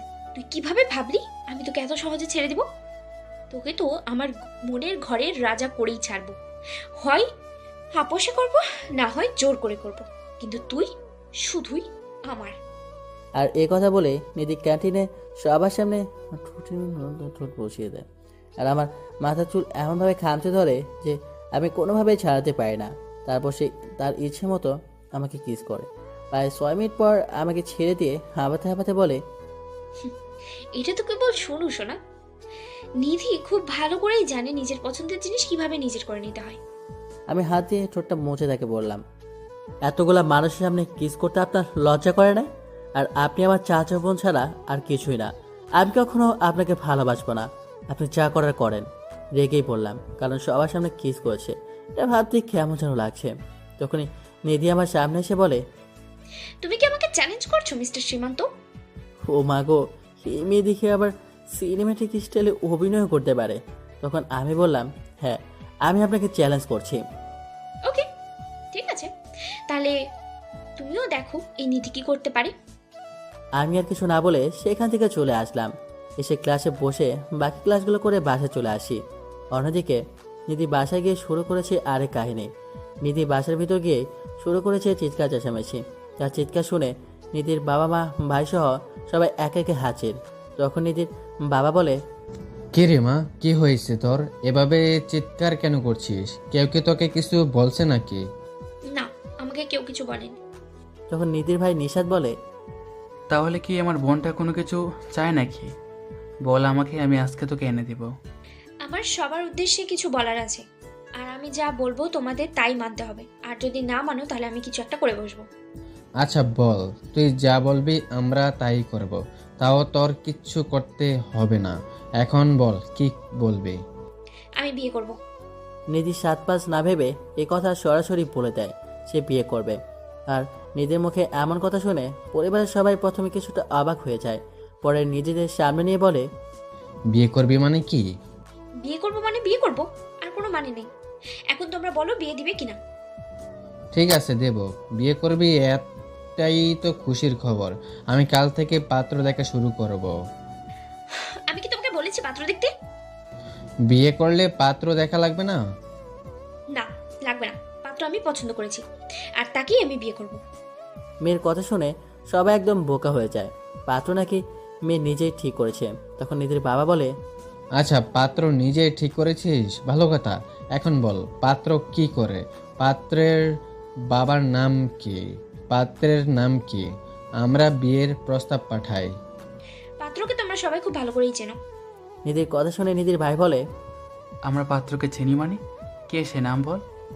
আর নিধি যা বলল তা শুনে সবার মাথা ঘুরে যাওয়ার অবস্থা। কারণ নিধি বলল, পাত্রের নাম হচ্ছে সীমান্ত। আমি সীমান্তকে বিয়ে করতে চাই। নিধির কথা শুনে নিধির বাবা দাঁড়ানো থেকে চুপ করে সোফায় বসে পড়ে। কারণ তিনি জানতেন যে তার মেয়ে এমন কিছু বলবে যাতে একটু শক লাগে। কিন্তু মেয়ের মুখে সীমান্ত নামটা শুনে মনে হয় শকটা এত জোরে লাগে যে তিনি কথাই বলতে পারছেন না। তখন নিধির ভাই বলে, নিধি, তুই সব কি বলছিস বোন? তোর কি মাথা ঠিক আছে? হ্যাঁ, আমার মাথা একদম ঠিক আছে। কেন, কি হয়েছে? নিধি এমন নরমভাবে বলল যেন এটা তার কাছে কোনো বিষয়ই না। তুই সীমান্তকে বিয়ে করবি মানে? তুই কি ভুলে গেছিস ও আমাদের চাচাতো ভাই হয়? না, ভুলি নাই। আর চাচাতো ভাই হয়েছে তো কি হয়েছে? চাচাতো ভাই বোনের মাঝে বিয়ে হয়েই থাকে, এটা খুব স্বাভাবিক ব্যাপার। নিধির কথা তারা যত শুনছে তত বেশি অবাক হচ্ছে। ওর ভিতরে ডর ভয় কোনো কিছুই কাজ করছে না। যা মুখে আসছে অকপটে বলে যাচ্ছে নিধি। আসলে নিধি ছোট থেকেই এরকম, কাউকে ভয় পায় না। তখন নিশাদ বলে, কিন্তু সীমান্ত তোর থেকে ছোট, তুই কিভাবে ওকে বিয়ে করবি? আর সমাজের মানুষ কি বলবে? আমাদের একটা মান সম্মানের ব্যাপার আছে না? আমি এত কিছু জানি না। আমি সীমান্তকেই বিয়ে করব। আর সমাজের মানুষের কথায় আমার কিচ্ছু যায় আসে না। আর আমার সুখের থেকে কি তোমাদের কাছে মান সম্মানটাই বড় হয়ে গেল? নিধি একদম মলিন মুখ করে কথাটা বলল। নিধির বাবা মা শুধু চুপচাপ মেয়ের মুখের দিকে তাকিয়ে কথাগুলো শুনছিল। তখন নিশাদ আবার বলে, না, আমাদের কাছে তুই সবার আগে, তারপর সমাজ। তোর সুখ মানে আমরা সুখী। কিন্তু সীমান্ত কি রাজি হবে? কেন রাজি হবে না? 100বার রাজি হবে। আমি আর সীমান্ত একে অপরকে ভালোবাসি। কি? তোরা একে অপরকে ভালোবাসিস? কবে থেকে এগুলো করছিস তোরা? কখনো তো তোদের দেখে মনে হয়নি তোরা দুজন দুজনকে ভালোবাসিস। হ্যাঁ, আমরা একে অপরকে ভালোবাসি অনেক আগে থেকেই। আর আমরা কি তোমাদের দেখিয়ে দেখিয়ে প্রেম করবো নাকি? নিধির কথা শুনে নিশাদ চুপ হয়ে গেল আর মনে মনে বলল, এমন বোন আর দুই একটা থাকলে বাইদের কপালে ডুকটুকি বাঁচতে সময় লাগবে না। ওর কথা শুনে মনে হয় আমিও ছোট আর ও আমার বড়। তখন নিধির বাবা বলে, মারে তুই একবার বোঝার চেষ্টা কর। আমার বোঝা শেষ। এখন তোমরা বলো আমাদের সম্পর্কে মানবে কিনা? কিন্তু কিছু বলার আগে নিধি আবার বলে, আমি কোনো কিন্তু শুনতে চাই না। এখন তোমরা বলো সীমাতের সাথে আমার বিয়ে দিবে কিনা, আর যদি না করো তাহলে কিন্তু আমি কিছু একটা করে বসবো। নিধির মা এতক্ষণ পাশ থেকে দাঁড়িয়ে সব শুনছিল। এখন তিনি বলেন, আচ্ছা শোন, তোর কিছুই করা লাগবে না। তুই যা বলবি আমরা তাই করব। তুই খুশি হলেই আমরা খুশি। এই কথা শুনে নিধি গিয়ে তার মাকে জড়িয়ে ধরে। তার মাও তার মাথায় হাত বুলিয়ে দেয়। আসলে নিধির কোনো চাওয়া তারা কখনো অপূর্ণ রাখে না। আর এটা নিয়েও তারা কোনো দ্বিমত করতো না। কারণ সীমান্তকে সবাই অনেক ভালোবাসে আর পছন্দ করে। কিন্তু সীমান্ত বয়সে নিধি থেকে একটু ছোট, তাই তারা প্রথমে রাজি হতে চাচ্ছিল না। কারণ মানুষ কি বলবে এটা ভেবে। তখন নিধির মা আবার বলে, আচ্ছা তাহলে এক কাজ কর, সীমান্তকে ফোন করে আমাদের বাসায় আসতে বল, একটু কথা বলি। এই কথা শুনে নিধি একটু চিন্তায় পড়ে যায়। কারণ সীমান্ত আসলেই নিধি ধরা পড়ে যাবে যে সীমান্ত তাকে ভালোবাসে না। তখন নিধি বলে, আরে না না, সীমান্ত এখন আসবে না। ও এখানে কেন আসবে? আসলে সমস্যা কোথায় ওর কাছেও তো জানা লাগবে। এখনো বিয়ে করবে কিনা, কারণ ও তো এখন পড়ালেখা করছে। ওর মতামত নিয়ে তারপর না হয় ওর বাবা মার সাথে আলাপ করি। ও তো আগে থেকেই রাজি। ওর লজ্জায় আর ভয়ে চাচু আর চাচির কাছে আমাদের সম্পর্কের কথা বলতে পারে নাই। আর ওর নাকি তোমাদের সামনে আসতেও লজ্জা পায়, তাই আসবে না। এখন তোমরা সরাসরি চাচুর সাথে যে বিয়ের বিষয়ে কথা বলো। নিধির কথা শুনে নিধির মা বলে, আচ্ছা তুই তো রুমে যা, আমরা এই বিষয়ে কথা বলছি, দেখি কি করা যায়। আমি যাচ্ছি, কিন্তু কথা যাতে নড়চড় না হয়, তাহলে কিন্তু খবর আছে। এই কথা বলে নিধি তার নিজ রুমে চলে যায়। আর তার পরিবারের সবাই মিলে সিদ্ধান্ত নেয় যে সীমান্তের সাথে নিধির বিয়ে দেবে, কারণ যেখানে দুজনে দুজনকে ভালোবাসে সেখানে তার পরিবার বাধা হতে চায় না। এদিকে নিধি রুমে এসে খুশিতে নাচতে থাকে যে সীমান্তকে খুব তাড়াতাড়ি তার জীবনসঙ্গী হিসেবে পেতে যাচ্ছে। আর এসব ভাবতে ভাবতে নিধি সীমান্তকে কল দেয়। এদিকে আমি কলেজ থেকে বাসায় এসে খাওয়া দাওয়া করে চুপচাপ শুয়ে আছি, কিন্তু ঘুম আসে না। এমনি বাইরেও যায়নি আড্ডা দিতে, আর ঘুম আসবে বা কেমন করে? ওই গুঁটিটা যে টেনশন দিয়ে রেখেছে, এত টেনশন দিলে কি আর ঘুম ধরে? আমি সব শুয়ে শুয়ে ভাবছিলাম, ঠিক তখনই দেখি আমার মোবাইল বাবাজি আমাকে ডাকতেছে। তাকে দেখি কিন্তু নিধি গুঁটির ফোন। জানি না আবার কি বলবে ফোন ধরলে, তাই প্রথমবার ধরলাম না। এরপর আরও দুবার দিল, তাই ধরলাম, কারণ এই গুঁটির বিশ্বাস নাই, রাগ উঠলে আবার আমার বাসায় এসে কিছু করে বসবে। আমি কল ধরতেই, আমার জান পাখিটা কি করে? কল রিসিভ করতে কি এত সময় লাগে? খুব আহ্লাদে সুরে কথাটা বলল, হই কি আপনার জান পাখি? এখানে কোনো জান পাখি মান পাখি নাই। তুমিই তো আমার জান পাখি, আমার কলিজার টুকরা, আমার ভালোবাসা। নিধির মুখে এইসব শুনতে আমার কাছে কেমন যেন লাগছিল, তাই আমি বললাম, আপু প্লিজ এসব বলেন না, আমার কাছে যেন কেমন লাগে। ও মা, আমি আপু বলার সাথে সাথে আগুন হয়ে গেল আর আমাকে বলল, কুত্তা, তুই আমারে আবার আপু ডাকছস? তোরে আমি না করছি না আপু ডাকতে? আর কত ভালো ভালো মুডটা দিলি নষ্ট করে। আমি কি করেছি আপু? এই রে, কাম সেরেছে, আবার বলে ফেলেছি। হারামি, তুই আমার সাথে মজা নিস? এখন যদি তোর কাছে পাইতাম না, তাহলে বুঝতে কি করতাম তোকে। কিন্তু ব্যাপার না, কালকে কলেজে যাবি না, তখন তোকে দেখবো কোন ঠোঁট গলা দিয়ে আমাকে আপু বলিস। এটা বলে টাস করে কলটা কেটে দিল। আমাকে আর কিছু বলার সুযোগই দিল না। আমার আর কি করার, চুপচাপ শুয়ে আছি, ভাবছি কালকে কি হবে। পরের দিন আমি কলেজে গেলাম। আজ একটা ইম্পর্টেন্ট ক্লাস আছে, তাই আসলাম, না হলে জীবনেও আসতাম না। আমি কলেজের ভিতর যেতে দেখি, ও মা, নিধি আপু দেখি আমার আগে কলেজে চলে এসেছে। কিন্তু এত তাড়াতাড়ি তো কখনো আসে না কলেজে, নিশ্চিত আমার জন্য আজ এত আগে এসেছে। সামনে পেলে খবর আছে, তাই আমি ওনাকে দেখেও না দেখার ভান করে চলে যাচ্ছি। অন্যদিকে নিধি আর তার ফ্রেন্ড রুহি কথা বলছিল মাঠের এক কোণায় দাঁড়িয়ে। রুহি তখন দেখে সীমান্ত নিধিকে দেখে দ্রুত চলে যাচ্ছে। তখন রুহি বলে, নিধি দেখ দেখ, সীমান্ত তোকে দেখে পালিয়ে ক্লাসে চলে যাচ্ছে। নিধি সীমান্তর নাম শুনেই পেছন ফিরে দেখে সীমান্ত চলে যাচ্ছে। তখন নিধি বলে, এই সীমান্ত, দাঁড়াও বলছি। আমাকে দেখে পালিয়ে যাওয়া হচ্ছে, তাই না? দাঁড়াও, আর এক পা সামনে যাবে না বলে দিলাম। এই রে, কাম সারছে, শেষ পর্যন্ত দেখেই ফেললো। কিন্তু এইখানে থাকা যাবে না, আগে এইখান থেকে পালাই, না হলে এমন কাজ করবে মান সম্মান আর থাকবে না। তাই আমি শোনাও না শোনার ভান ধরে চলে আসতে লাগলাম। তখন পেছন থেকে নিধি বলে, তুমি কতক্ষণ পালিয়ে থাকবে আমিও দেখ। নিধির হাত থেকে পালানো এত সহজ না। আমি পেছনে না ফিরে সোজা ক্লাসে চলে আসি। অন্যদিকে নিধির কথা শুনে রুহি অবাক হয়ে বলে, কিরে নিধি, তুই সীমান্তকে তুমি করে ডাকছিস কেন? আর এইভাবে বলছিস মনে হয় তোর বয়ফ্রেন্ড। ও শুধু আমার বয়ফ্রেন্ড না, আমার হবু স্বামীও, বুঝলি? কি বলছিস নিধি? সীমান্ত কবে থেকে তোর বয়ফ্রেন্ড হলো? ও তো তোকে আপু বলে ডাকে। আর আমি যতটুকু জানি বৃষ্টিকে পছন্দ করে। শোন, সীমান্ত শুধু আমার আর কারণ না, আর আমি সীমান্তকে কারোর হতে দিবও না।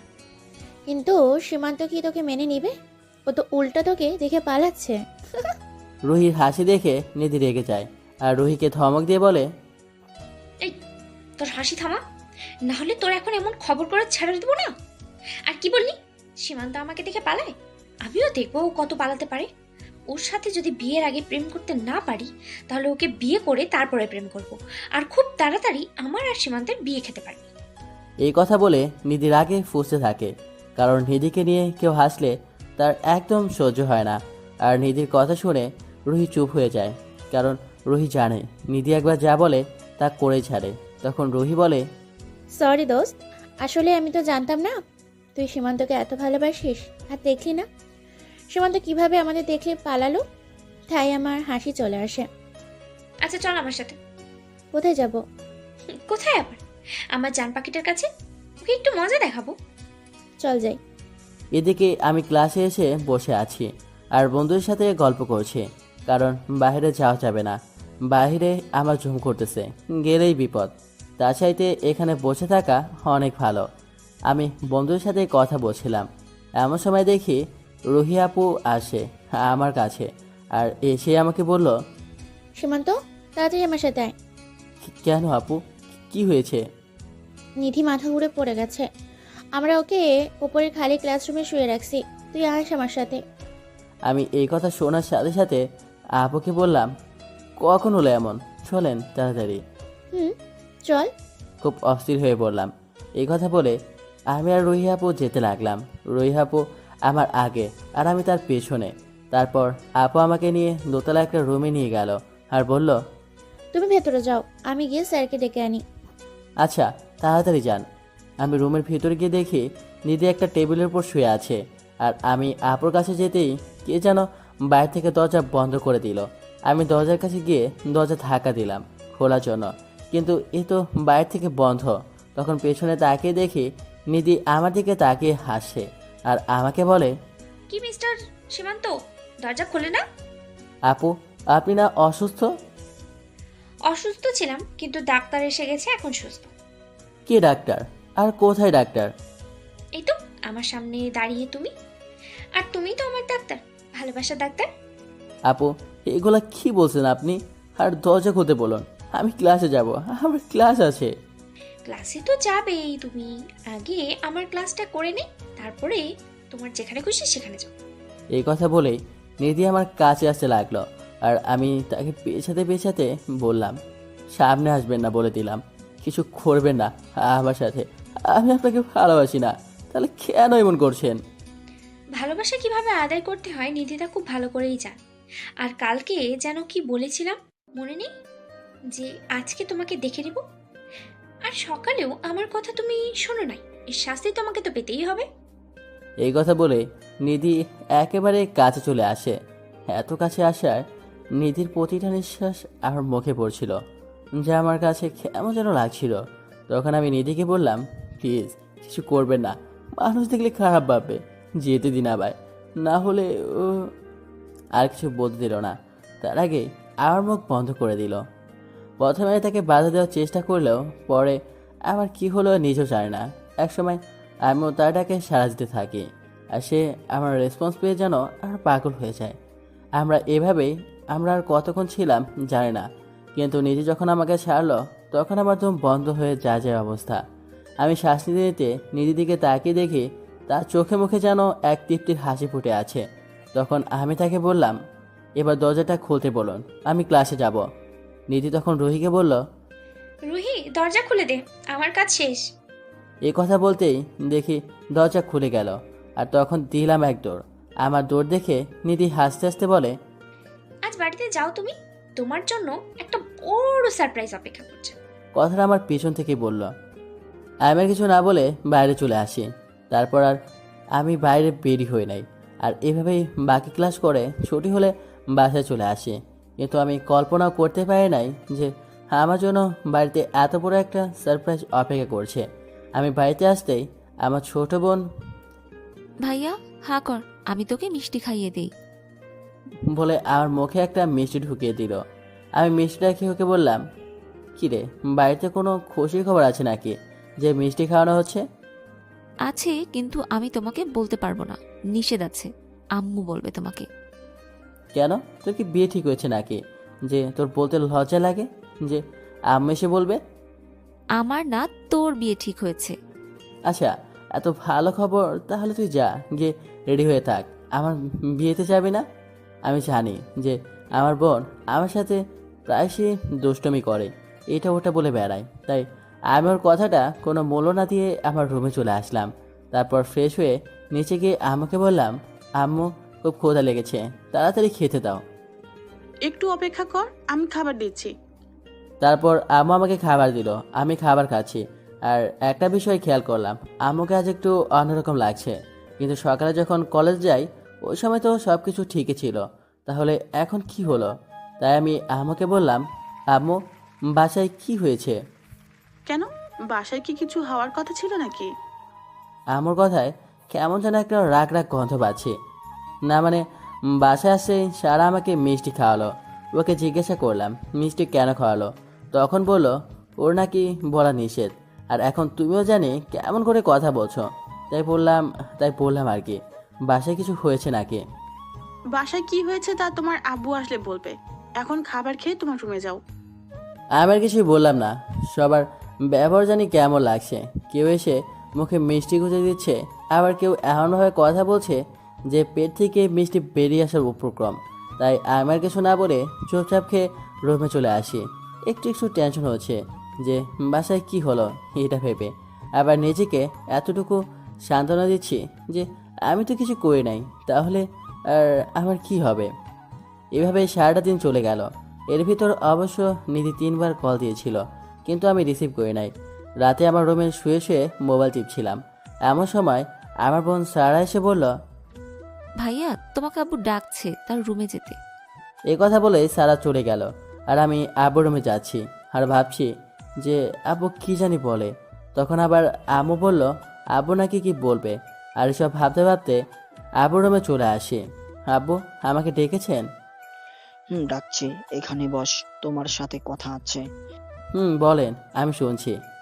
দেখ, আমি কথা সরাসরি বলতে পছন্দ করি, তাই যা বলবো তুমিও সরাসরি উত্তর দেবে। বলেন। তোমাদের সম্পর্ক কতদিন ধরে চলছে? আব্বুর কথা শুনে আমি ঠাস করে মনে হয় আকাশ থেকে পড়লাম। আব্বু কিসের আর কার সম্পর্কে কথা বলছো? তখন আমি বললাম, আপনি কার আর কিসের সম্পর্কের কথা বলছেন? এখন না জানার অভিনয় করো না, আমি তোমার আর নিধির সম্পর্কের কথা বলছি। এখন আমার অবস্থা যা যায়। আব্বু বলে কি আমার সম্পর্ক, তা আবার আস্থা গুন্ডি আর রংবাজ নিধির সাথে? ইম্পসিবল। তখন আমি বললাম, আব্বু সব মিথ্যা কথা, আপনাকে মনে হয় কেউ মিথ্যা বলেছে আমার নামে। নিধি আপুর সাথে আমার কোনো সম্পর্কই নাই। পাশ থেকে আমও বলে ওঠে, অন্য মানুষ কেন বলতে যাবে? নিধি নিজে বলছে তোর আর নিধির সম্পর্কের কথা। তোদের 2 বছরের রিলেশন, আর তোরা একে অপরকে নাকি অনেক ভালোবাসিস। আম্মু তোমরা বিশ্বাস করো সব মিথ্যা কথা। হয়েছে, এখন আর মিথ্যা বলতে হবে না। আমরা সব জানি তোরা একে অপরকে ভালোবাসিস, বিয়ে করতে চাস। এটা তো ভালো কথা। তুই নাকি আমাদের কাছে বলতে লজ্জা পাস, তাই বলছিস না বিয়ের কথা।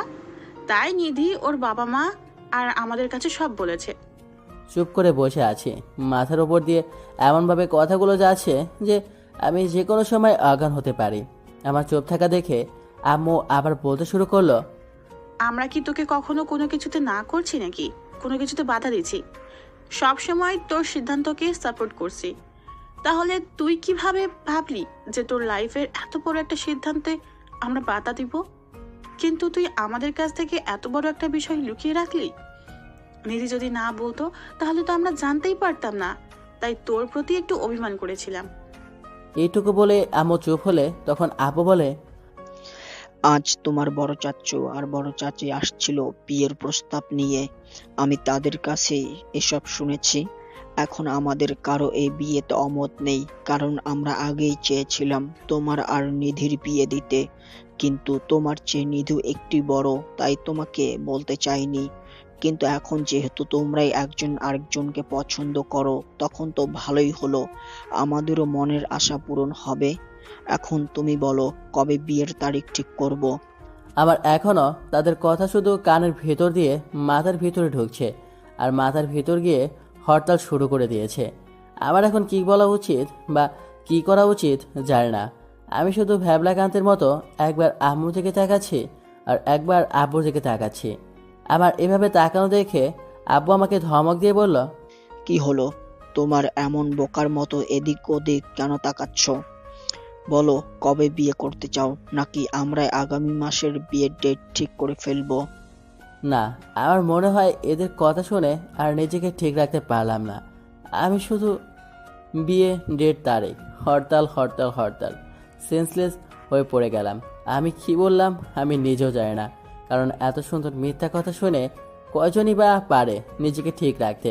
এদিকে সীমান্তের এভাবে সেন্সলেস হয়ে পড়ে যাওয়া দেখে তার বাবা মা বোকা হয়ে যায়, কারণ বিয়ের কথা শুনে ছেলে অজ্ঞান হয়ে যাবে তারা ভাবতেই পারে নাই।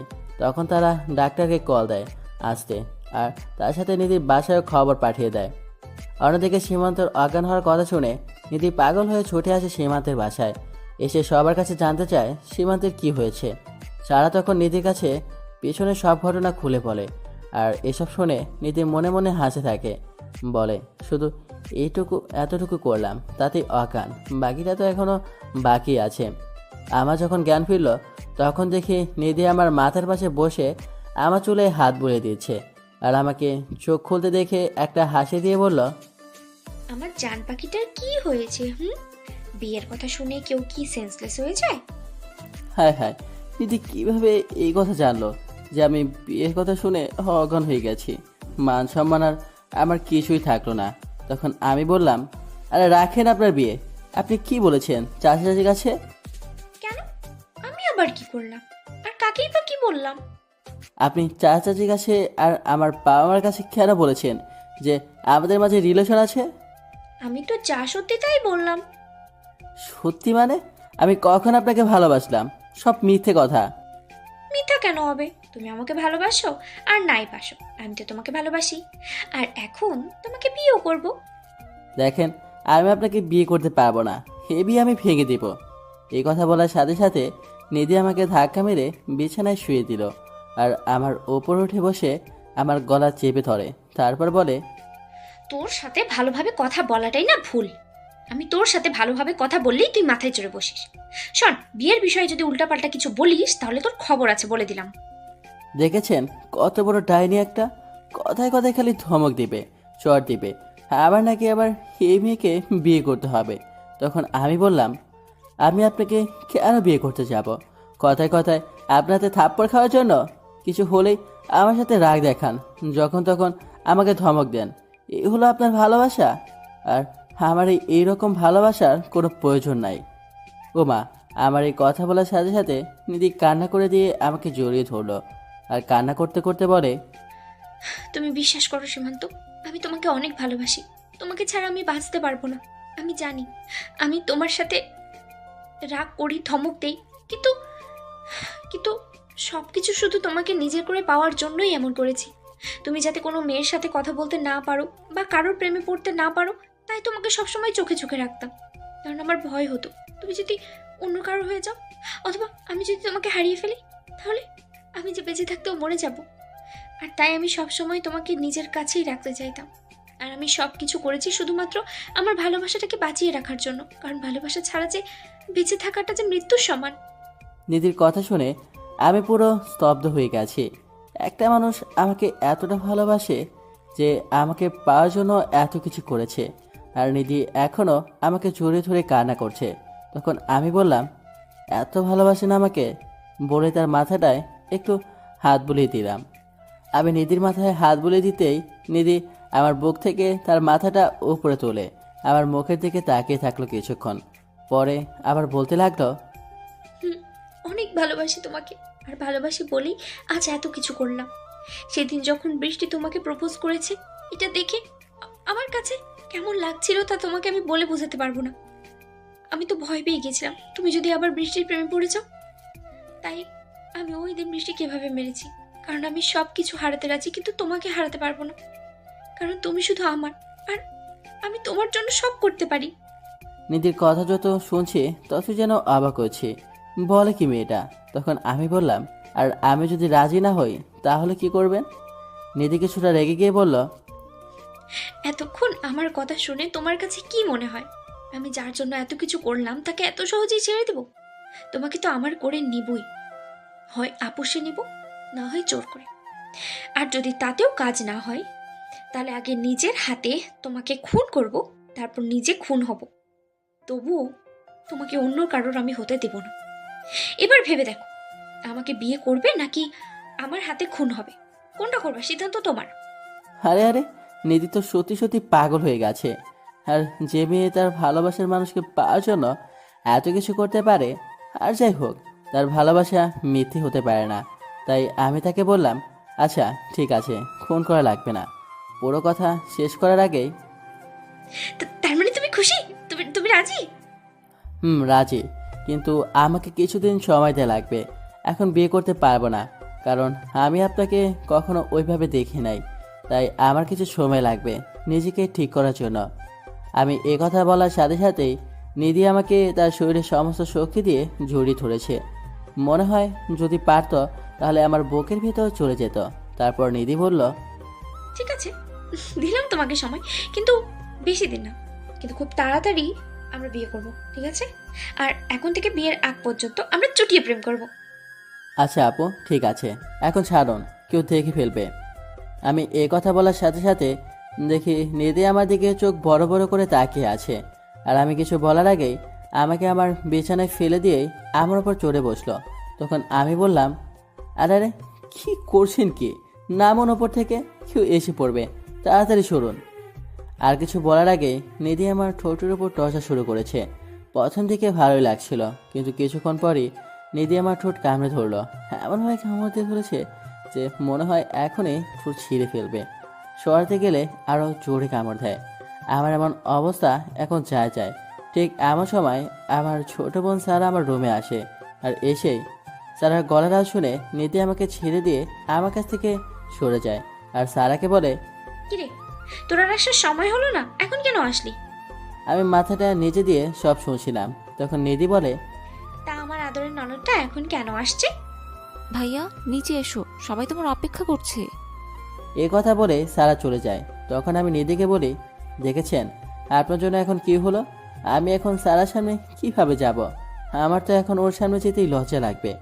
আমার কথা শুনে নিধি একটা হাসি দিয়ে বলে, ওলে আমার লজ্জাবতী বাবুটা রে, আরেকবার যদি আমাকে আপু বলোস আর আপনি করে ডাকোস, তাহলে একটু আগে যেটা করলাম মনে আছে, সেটা কিন্তু সবার সামনে করব।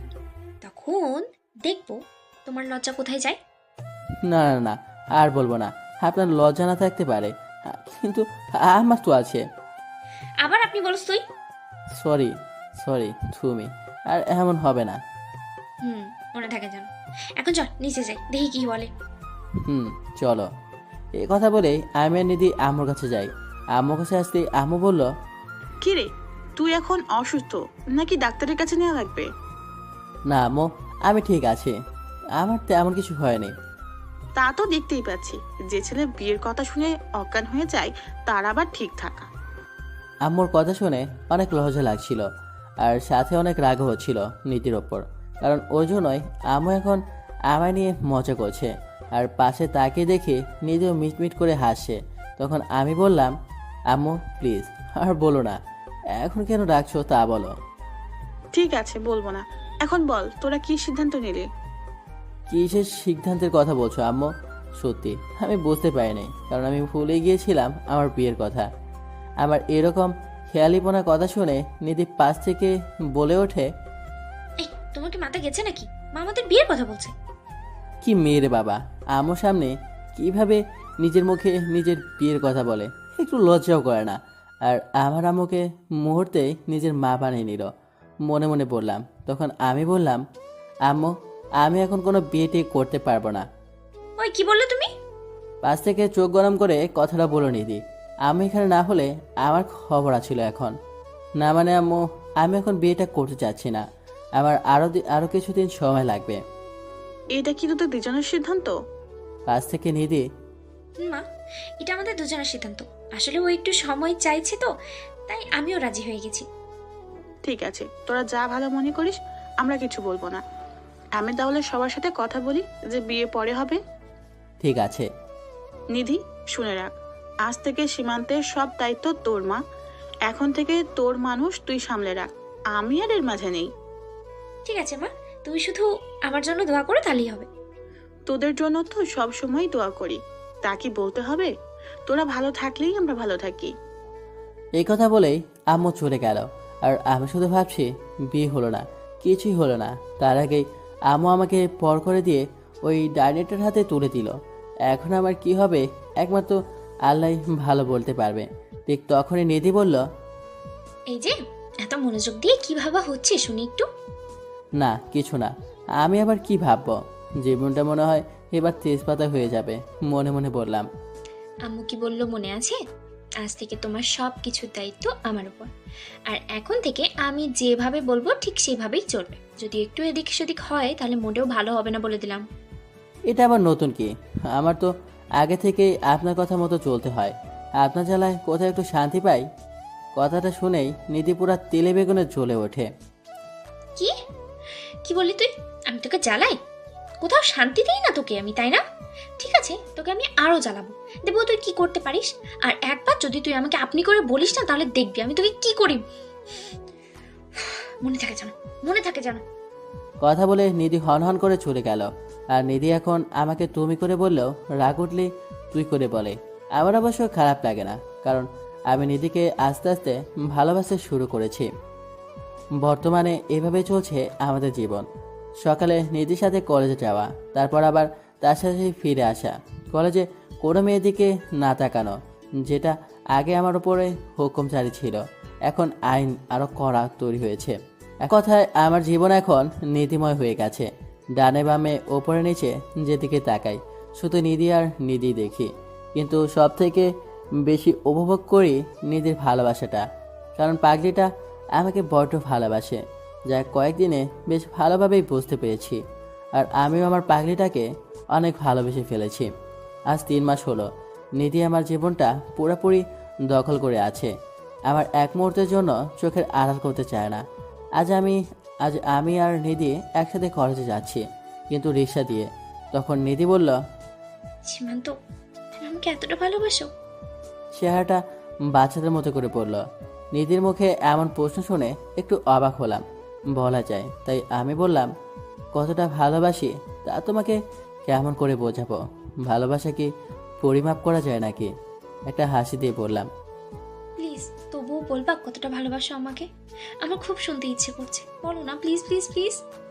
মাঝে মাঝে নিজের এই বাচ্চামোগুলো দেখলে খুব হাসি পায়, আবার ভালো লাগে।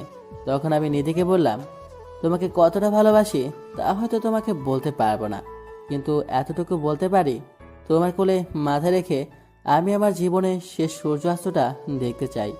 জীবনে অনেকটা পথ একা হেঁটেছি, কিন্তু আজ থেকে জীবনের বাকিটা পথ তোমার সাথে হাতে হাত রেখে চলতে চাই। যখন তুমি বুড়ি হবে আর তোমার নাতি নাতিদের সাথে গল্প করবে, তখন আমি তোমার গল্প বলার কারণ হতে চাই। আর যখন আমি হারিয়ে দূরাকাশে তারা হয়ে যাব, তখন আমার যে স্মৃতিগুলা তোমার বেঁচে থাকার শক্তি হবে, আমি সেই স্মৃতিগুলার কারণ হতে চাই। তোমাকে নিয়ে আরও অনেক কথা আছে যা আমি হয়তো বলে শেষ করতে পারবো না। আর এগুলা যদি তোমার কাছে ভালোবাসা মনে হয়, তাহলে আমি তোমাকে অনেক অনেক ভালোবাসি। আমি কথাগুলো বলে দেখি নিধির 2 চোখ বেয়ে পানি পড়ছে। তখন আমি বললাম, এই তুমি কান্না করছো কেন?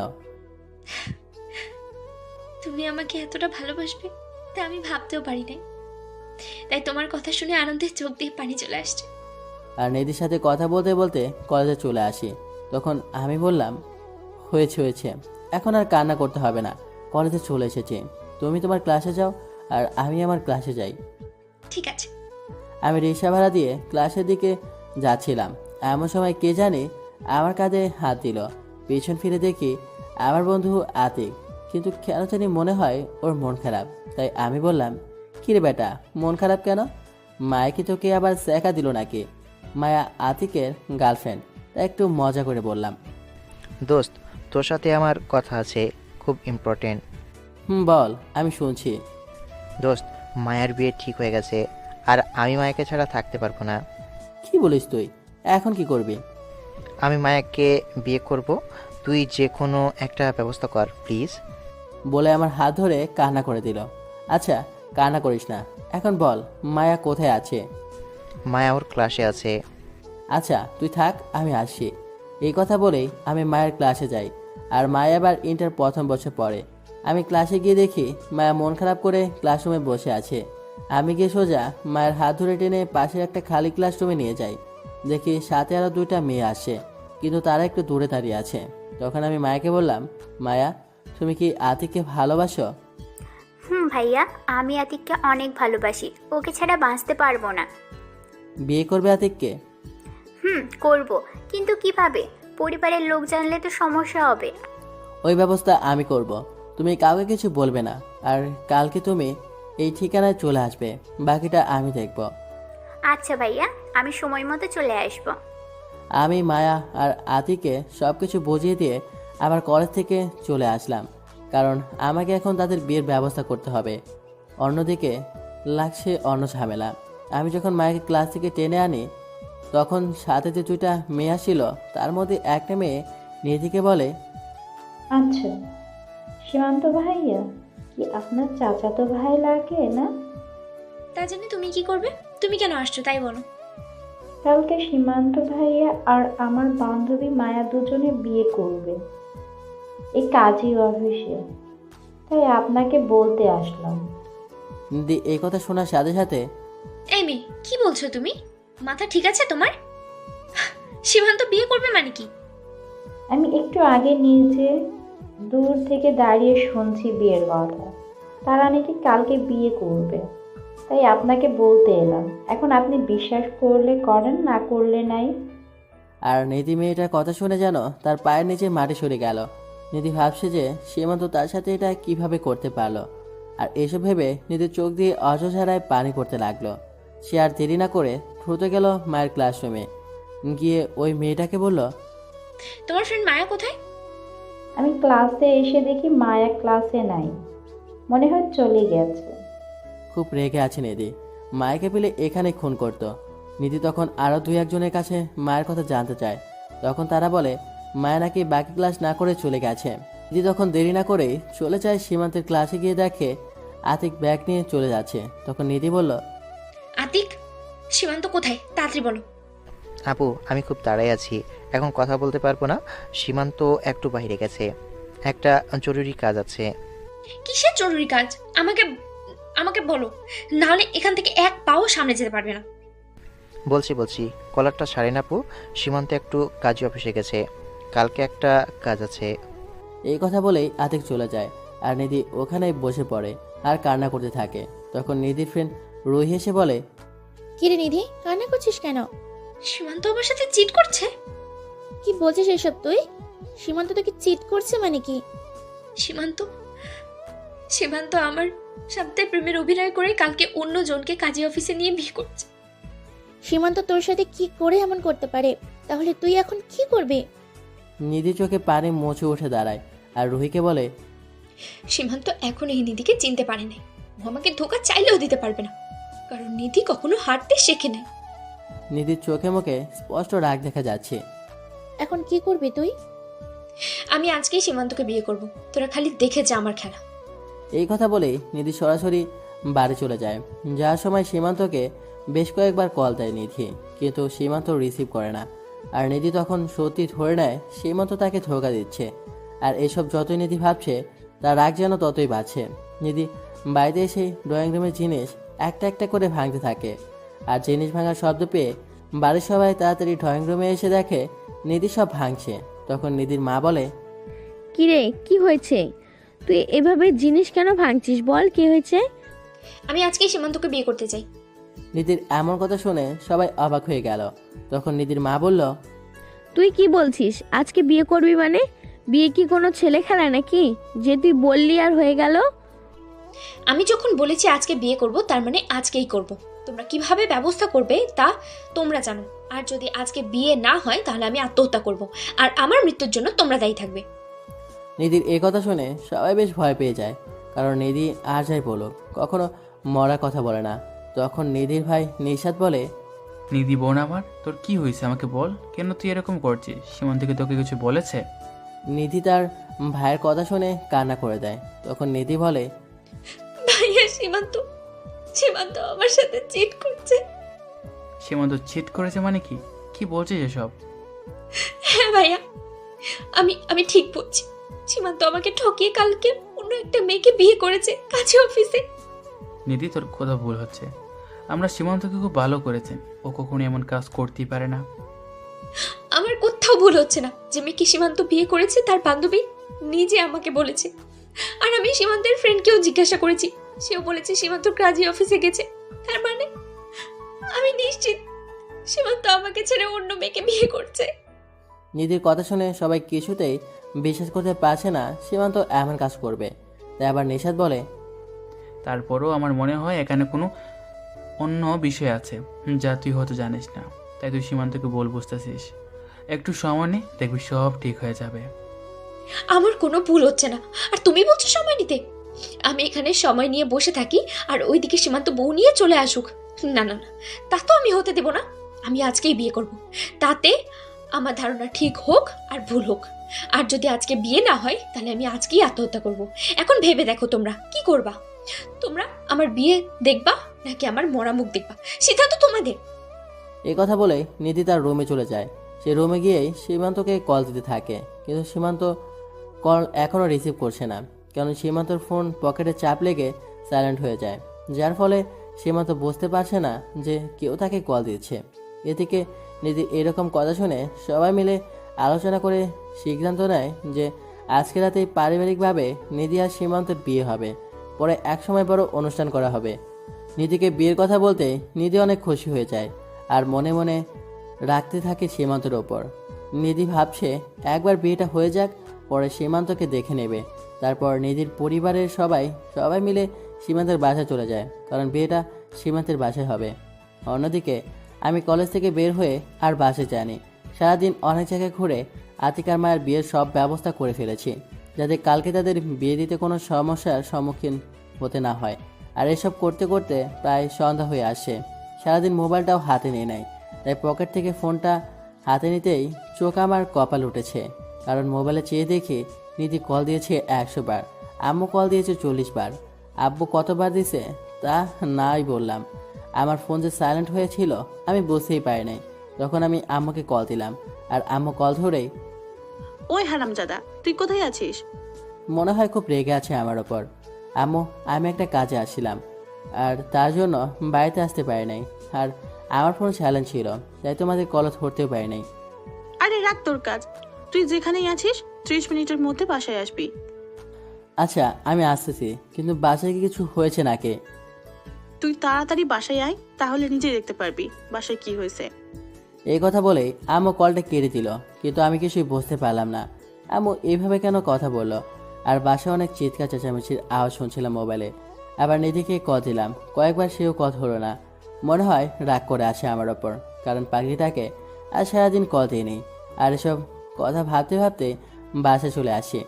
আমি বাসার ভেতর যেতেই আব্বু বলল, সারাদিন কোথায় ছিলে তুমি? আব্বু, একটা কাজ ছিল তাই একটু বাইরে ছিলাম। যাও তাড়াতাড়ি এগুলো পরে রেডি হয়ে আসো। বলেই আমার বাম হাতে পাঞ্জাবির পায়জামা ধরিয়ে দিল। আমি তো আব্বুর ব্যবহারে অবাক হয়ে গেছি, কারণ আব্বু কখনো আমার সাথে রাগ করে কথা বলে না। আর তার চাইতে বেশি অবাক হয়েছি বাসায় যখন নিধির পরিবারের সবাইকে দেখলাম। তখন আমি বললাম, আব্বু, এখন পাঞ্জাবি পরে কি হবে? তোমার আর নিধির বিয়ে এখন, বেশি কথা না বলে তাড়াতাড়ি এগুলো পরে রেডি হয়ে আসো, কাজী এখনই চলে আসবে। আমি আর কিছু বলার সাহস পেলাম না, কারণ আব্বু এমনিতেই রেগে আছে, কিন্তু রেগে থাকার কারণটা এখনও আমার অজানা। আর কারো কাছে কিছু জানতে চাইবো যে সে ব্যবস্থাও নাই, কারণ সবাই যে যার মতো ব্যস্ত। তাই আর কিছু না বলে চলে গেলাম আমার রুমে। কিন্তু নিধিকে আসার পর থেকে দেখলাম না, কোথায় আছে কে জানে। আমি রেডি হয়ে রুমে বসে আছি, এমন সময় আমার বোন সারা এসে বলে, ভাইয়া নিচে এসো, সবাই তোমার অপেক্ষা করছে। আসতেছি, কিন্তু এইগুলা কি হচ্ছে আমাকে একটু বলবি বোন? কি আবার হবে, তোমার বিয়ে হচ্ছে, বাকিটা বিয়ের পর জানতে পারবে। এখন নিচে এসো তাড়াতাড়ি। কি আর করা, গেলাম নিচে। গিয়ে দেখি কাদের সহ সবাই চলে আসে। নিধিকেও খুব সুন্দর করে বউ সাজানো হয়েছে, দেখতে একদম ডানা কাটা পরীর মতো লাগছে। তারপর আমাকেও নিধির পাশে বসানো হলো, কিন্তু একটা বিষয় খেয়াল করলাম, আমি নিধির দিকে 2-3 বার তাকালেও নিধি আমার দিকে সেভাবে তাকায়নি। আর নিধির চেহারা দেখে স্পষ্ট বোঝা যাচ্ছে যে নিধি কোনো বিষয়ে রেগে আছে, কারণ নিধির চেহারায় তখন রাগটা স্পষ্ট ভেসে উঠছে। কিছুক্ষণ পর কাজী আমাদের বিয়ের কাজ শুরু করলো। তখন কাজী সাহেব আমাকে কবুল বলার জন্য বলে। আমি একটু সময় নিয়ে কবুল বলে দিলাম। তখন কাজী সাহেব নিধিকে বলে কবুল বলতে, আর নিধির সাথে সাথে কবুল বলে দেয়। মনে হয় কবুল বলার জন্য কোনো কবুল প্রতিযোগিতায় উঠেছে, যে তাড়াতাড়ি বলে জিতে যাবে। তারপর আমাদের বিয়ে সম্পন্ন হয়ে গেল। আমাদের বিয়ের পরে বাইরে থেকে যারা আসছিল তারা খাওয়া দাওয়া করে চলে গেল। আর এতক্ষণ সময় আমি আর নিধি একসাথে বসেছিলাম, কিন্তু নিধি আমার সাথে কোনো কথা বলেনি। আমি ওর দিকে তাকাতে রাগে চোখে আমার দিকে তাকায়, তাই আমিও ভয়ে কিছু বলতে পারি নাই। সবাই চলে যাওয়ায় এখন শুধু আমাদের বাসায় নিধি পরিবারের লোকজন ছাড়া আর কেউ নাই।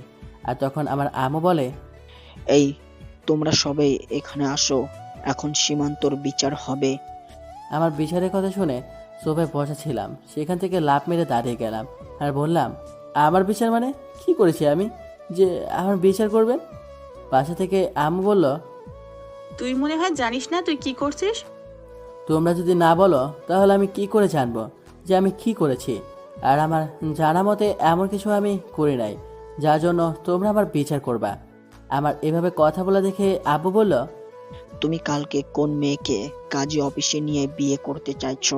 তোমার সাথে নিধির বিয়ে ঠিক হয়ে আছে, তারপরেও তুমি কিভাবে এমনটা করতে পারলা? তুমি না নিধিকে ভালোবাসো? আব্বুর কথাটা খুব রাগ দেখেই বলল। আমি তো আব্বুর কথা শুনে ঠাস করে মনে হয় আকাশ থেকে মাটিতে বললাম, আমি আবার কোন মেয়েকে বিয়ে করতে যাব? তখনই আমি বললাম, এসব মিথ্যা কথা, কে বলেছে এসব আপনাকে? মিথ্যা কথা কেন হবে? নিধি নিজে আমাদের সব বলেছে।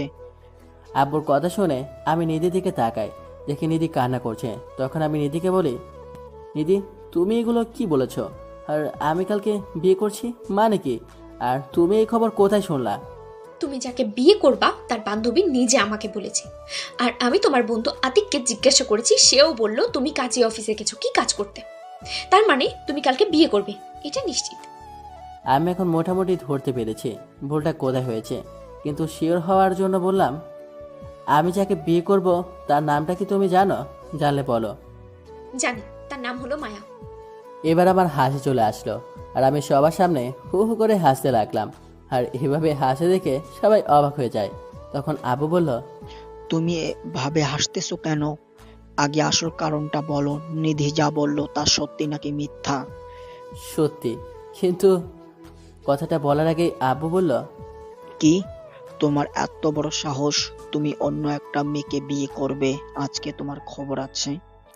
বলে আব্বু যখন আমাকে মারতে আসবে তখন আমি বললাম, আব্বু প্লিজ থামেন, আগে আমার পুরো কথাটা শোনেন, তারপর আমার বিচার করেন। বল, কিন্তু অন্যায় তোমার হলে খবর আছে আজকে। তারপর আর কি, আমি একে একে সারাদিনের সব কাহিনী খুলে বললাম। আর আমার কথা শুনে সবাই মাথা নিচু করে ফেলে। তখন নিধির মা বলল, আমি আগেই বলেছিলাম সীমান্ত এমন কাজ করতেই পারে না। শুধু শুধু নিধির কথা শুনে এত কিছু করতে হলো, আর সীমান্তকে এত কথা শুনতে হলো, সব দোষ নিধির। এই কথা শুনে নিধি ভ্যা ভ্যা করে কেটে দিয়ে বলে, আমি কি জানতাম নাকি ওই মেয়ে আমাকে মিথ্যা বলছে? আমি জানলে কি আর এমন করতাম নাকি? আমি সব করছি সীমান্তকে হারানোর ভয়ে, কারণ ও যদি কিছু করে ফেলে তাহলে আমার কি হবে? এরপর শুধু তখন আবার আম্মু নিধির মাথায় হাত বুলিয়ে বলে, না মা, তুই কোনো ভুল করিসনি, যা হবার হয়ে গেছে। এখন দুজনে মিলে জীবনটা সুন্দর করে সাজিয়ে নি। আর আমরা যেন সামনের বছর দাদা দাদি হতে পারি, মনে রাখিস কিন্তু। আম্মুর এ কথা শুনে নিধি লজ্জায় লাল হয়ে সেখান থেকে চলে যায়। আর আমি চলে যাই ছাদে। ছাদে গিয়ে ভাবতে থাকি কি থেকে কি হয়ে গেল, যেখানে আজ দিনের বেলায়ও কত সুন্দর সিঙ্গেল ছিলাম, আর রাত না হতেই হয়ে গেলাম ডাবল। ভাবছিলাম আরও কয়েকদিন সিঙ্গেল লাইফের মজা নিব, কিন্তু ডানিটা তার হতে দিল না। ছাদে একা দাঁড়িয়ে এসব ভাবছিলাম, তখন আমার বোন এসে বলে, কি রে ভাই, আজ রাত কি ছাদেই পার করবা নাকি? কয়টা বাজে সে খেয়াল আছে? তাড়াতাড়ি রুমে যাও, ভাবি তোমার জন্য অপেক্ষা করছে। আমি ঘড়ির দিকে তাকিয়ে দেখে 12:30 বাজে, তাই রুমের দিকে যেতে লাগলাম। আর ভাবছি নিধিকে একটু মজা দেখাবো, তাই বুকে সাহস নিয়ে ঢুকলাম রুমে। রুমে ঢুকে দেখি পুরো রুম ফুল দিয়ে সাজানো, আর খাটের মাঝে বসে আছে নিধি। আর আমাকে দেখে নেমে এসে সালাম করলো আর বলল, উজু করে আসো, একসাথে নামাজ পড়ে নি। তারপর আমি অজু করে এসে দুজনে একসাথে নামাজ পড়ে নিলাম। আর নামাজ পড়ে আমি খাটে বসতে নিধি আমাকে জড়িয়ে ধরে আর বলে, প্লিজ আমাকে ক্ষমা করে দাও, আমি বুঝতে পারিনি। ঠিক আছে, দিলাম ক্ষমা করে। তাহলে এখন আমাকে আদর করো, আমার না খুব আদর আদর পাচ্ছে। আমি এখন কিছুই করতে পারবো না, সরো, আমি ঘুমাবো। নিচে আম্মু কি বললো ভুলে গেছো? আদর না করলে তাদের কথা কেমনে রাখবে? আমি কিছু জানি না, তুমি কিভাবে তাদের কথা রাখবে, আমি কিছু করতে পারবো না। আমার কথা শোনার সাথে সাথে নিধি রেগে যায় আর আমাকে বিছানায় ফেলে দিয়ে আমার উপর শুয়ে পড়ে আর বলে, ঠিক আছে, তোমার কিচ্ছু করতে হবে না, যা করার আমি করছি।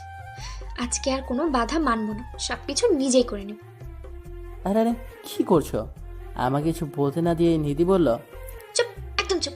তোমার গল্পের নাম কি দিছো? ভয়ঙ্কর রানী রংবাজ সিনিয়র চাচাতো, তাই না?